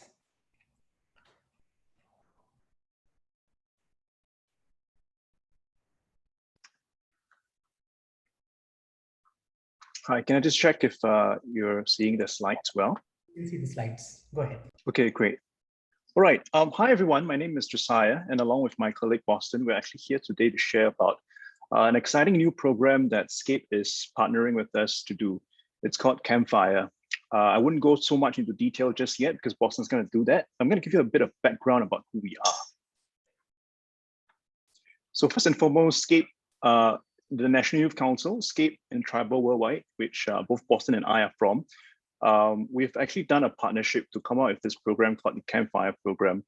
A little bit more about who we are as Tribal first, so that you get a little bit more context about this program itself. We are a creative agency by nature. We do a lot of marketing, but we like to tell people that we do actually more than marketing. And that's because we actually have a whole suite of solutions over at our office. We have a tech team, we have a creative team, we have content production facilities, we have UX, UI specialists, and even business consultants. And putting all of them together over the last few years, we've actually helped our clients to solve a lot of problems in terms of communications, advertising, but also business problems in that sense. Last year was COVID-19, and the pandemic really hit us very, very strongly. We came into the space of helping to communicate certain important messages to our fellow Singaporeans. So if you're familiar with the Phua Chu Kang COVID-19 rap to ask Singaporeans to be steady in that sense and to remember to wash their hands and all that, we were in charge of that. Another thing that we did last year that we're very proud of is we came out with this website called I Am a CCB. Now it's a witty play on the CCB word, but what it really is to make sure that we look out for the mental health of our fellow Singaporeans, because everyone's stuck at home and we really want to make sure that they have something to do. They have enough resources, they have enough ways to communicate with their friends. And so this platform really became something that was very useful for many Singaporeans.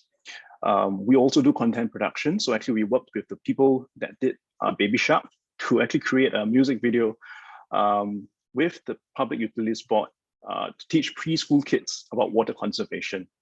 So these are just some of the exciting stuff that we do. And we realized that, hey, since we have all this suite of solutions and we have experts over on our team, the next phase of what we really want to do as a company is to see how we can impart our skill sets to youths.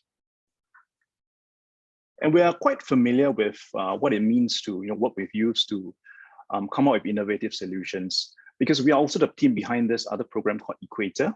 Now, Equator is a center of excellence for technology and innovation, and we had our first satellite office in Temasek Polytechnic.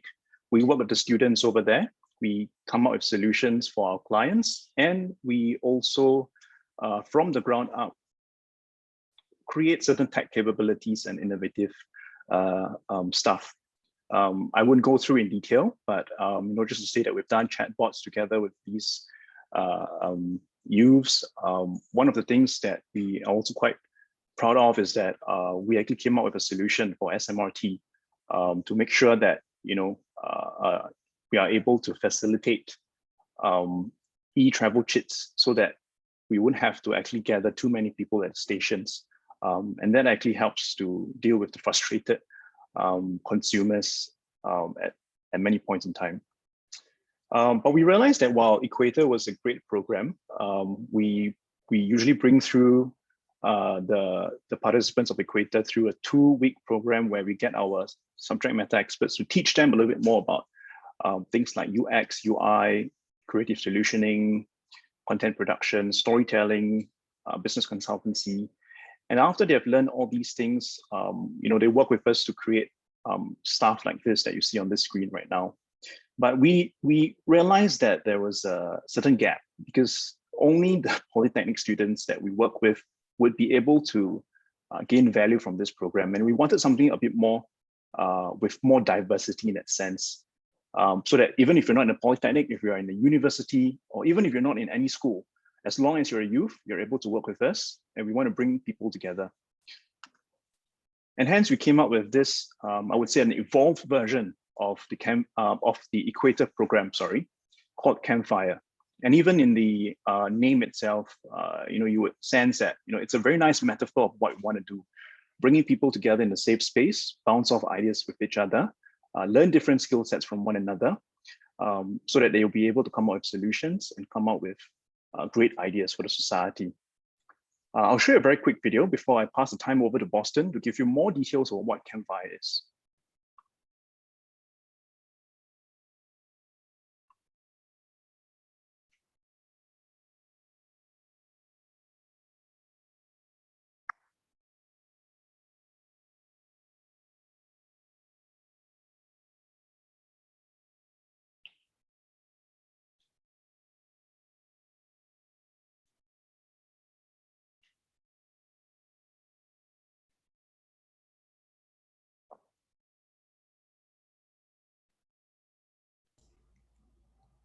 Just to let you know, Josiah, there's no audio here. Thanks for the feedback. Well, I think it's fine. You can see the visuals, right? Yes. Okay. Actually, that's the more important thing, I guess. You just have to imagine your own beat. It's a very exciting. It's a very exciting upbeat. It's supposed to get the energy going for that. So for that video, it's really just to give a sneak peek of what to expect in Campfire. And if you can see, we are really featuring a lot of the people inside Campfire that you will meet over there, not only from tribal, but also what we call the brain trust advisors, which I'll touch on later. Essentially, Campfire is really about three parts.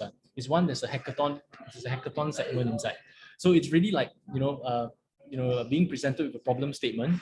I'll share more about that later also. And taking the time for Campfire, which is a total of 6 weeks, 6 weeks course, but it's actually a 2 weeks program plus 6 check-ins after that. I'll tell you more detail later also as well. So it's part of the first part is really to crack the problem statement together with the team, right? And the second one is really building the connections with the brain trust advisors that we have, and also the third one is a learning experience that is added on to the hackathon. So it's not just a problem statement that we solve. But at the same time also there is a dedicated learning program that is within this Campfire experience.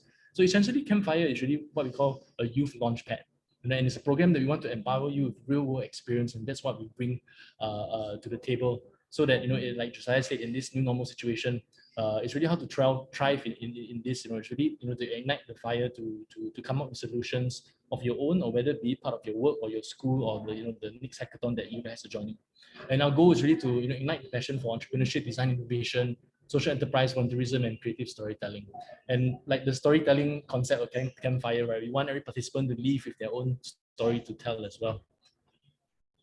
Okay, so Campfire will be headquartered at SCAPE, right? So it's a great partnership with them. And that's where the mothership is basically. So the main events will be happening there, but we do have, for our accelerated learning, or let's say our weekly check-ins, it will be like a hybrid model where, that it could either be on ground on SCAPE or online as well. But our headquarters definitely is at SCAPE.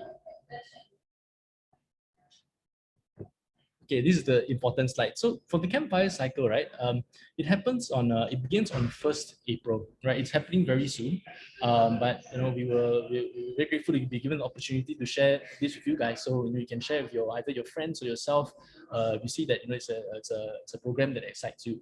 It starts off first with the brief, which you see on the left side here, where the problem statement will be issued to you and your team. And the problem statements are anchored on NYC's 4 main pillars that they have, which is you see over the environment, sustainability, mental well-being, jobs and future of work, and also the support for vulnerable groups. So each cycle, there will be 2 briefs, and it will be one of these pillars. And I can give you a hint now for this cycle. We are doing support for vulnerable groups. It's a biotech company that we have. So it's real clients that issue this brief. That there's also a community, opportunity for them, and they are companies that not only have to build a sustainable business model, but at the same time also, they are involved with the community as well. And then the second brief that we have is jobs in the future of work, that pillar, and also the support for vulnerable groups, and it's dealing with a social enterprise. So at the start of Campfire, we issued the brief with your team, and that's where in the next segment, you see the idea, the 2-week course period. This is the accelerated learning program. So this will take place from Monday to Friday, 9 to 6, where basically our tribal head of departments and the industry leaders will come down to impart their knowledge and ask them questions and interact with them as well. So for this one, it'll be online and on ground, like I mentioned earlier on. So after the 2-week accelerated learning period is the refinement and mentoring sessions, which is about the next 3 weeks, where we 6 mentorship sessions, about 1 hour on Tuesdays and Thursdays. The idea is really to check in with you guys as you're cracking, doing like a hackathon like that, right? Check in to make sure that you guys are in the right direction. Because after that, it's the proposal pitching, where the program, culminate into a pitching session with the clients who have been given who gave the brief, and then in the first place the problem statement. This will be done on the 5th or 6th week, online as well. So essentially, this is the how the Campfire program works. In a nutshell, these 5 stages that we have. So in this slide, it's really all about the Campfire human experience, and it's really about the pillars that guide our learning process during Campfire. So it's really taking technology, for example, storytelling, design, and of course also building connections and adding the human element to it. And on our website, you can see in more detail. But basically, it's how do you, for example, tell stories which make sure you connect with your audience, and the impact of the human connection, connecting with C-suite engagement, but at the same time also with your fellow teammates.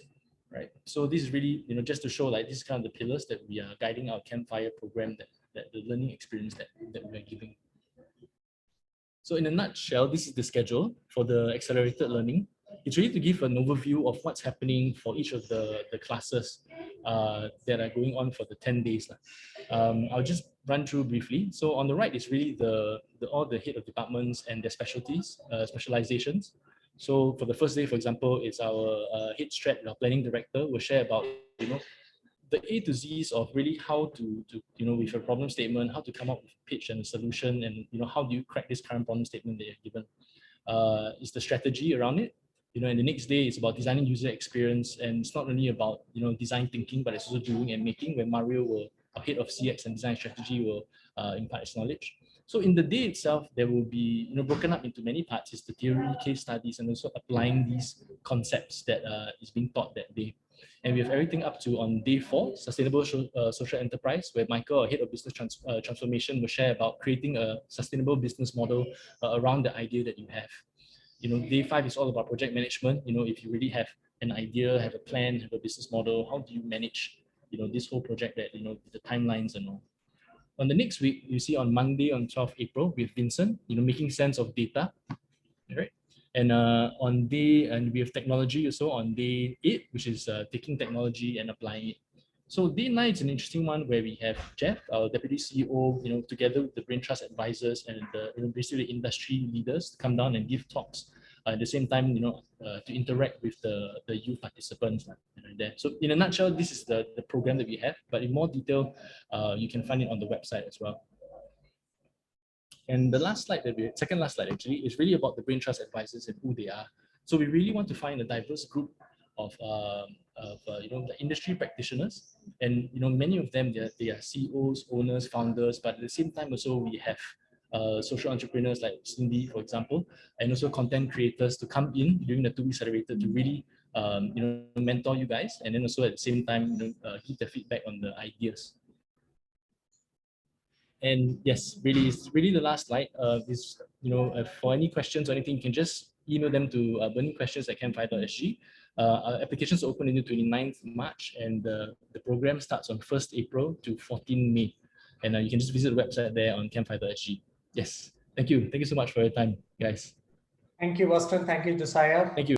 So 29th March, and first starting from 29th March. So and some really good heavy hitters there as judges. So congrats, tribal team. And let's look at the results now. All right, so the third team is, hang on, we have team 9 doing clean tech is number 3. Number 2 is team 3 with food security. And the last one, which was team 14, reduce pressure on livestock, is number 1. So a huge round of applause, guys, for these teams. I'm just gonna clap my hands here, working from home, and a really good job. But again, good job to the rest of the 2 teams, because this was an intense one. And we really got to go quite deep into the real problems that we have on the ground. So this is really amazing, and we are very happy to see some really good ideas coming in. Finally, really want to thank our mentors, our judges, and our masterclass speakers. And we would invite Alice from SCAPE to share with us some last few words before we close this program. Alice? Yes, thanks, Prashant, and the team who is behind the scene working closely with us over the past few weeks itself. Thank you all the judges, mentors, and industry partners who have been working closely with us to make this hackathon happen today. So it is with, for the past few weeks itself, when we work behind the scene, we are also very heartened to see the concepts and how this project can be taken into a new height with the dynamics and depth with the business plans that's been delivered today. So a few industry partners, be whether NYC, Southeast Community Development Council, CDC, they have actually expressed interest to work with the youth to further their ideas. So after the hackathon, what we also will do is to contact all the participating teams and continue the partnership and exploration of your ideas. So all the best. Thank you so much. And this is just the beginning. Thanks. Thank you, Alice. Now I would request all the judges, mentors who are in the admin panel and the teams to please switch on your videos. We are going to take this weird screenshot of a group photo because of the world we are living in. So let's do this. Sabrina, are we ready? All right. Arun is taking the photo. Okay, Arun is taking the photo, waiting for Mayur, Vance, if possible. All right, guys, so 1, 2, we just wait for Dylan to finish his water. All right, 1, 2, 3, Arun, take the screenshot. Yeah. All done. We had some more laggards, so please take it again. Give me a second, I need to paste the screenshot. Just Smile until your jaws hurt. Okay, ready, guys? Yes. Okay, done. All right. Thanks a lot, guys. And we will see you in the next event, and watch out for Campfire. Thanks a lot for attending. Thank you.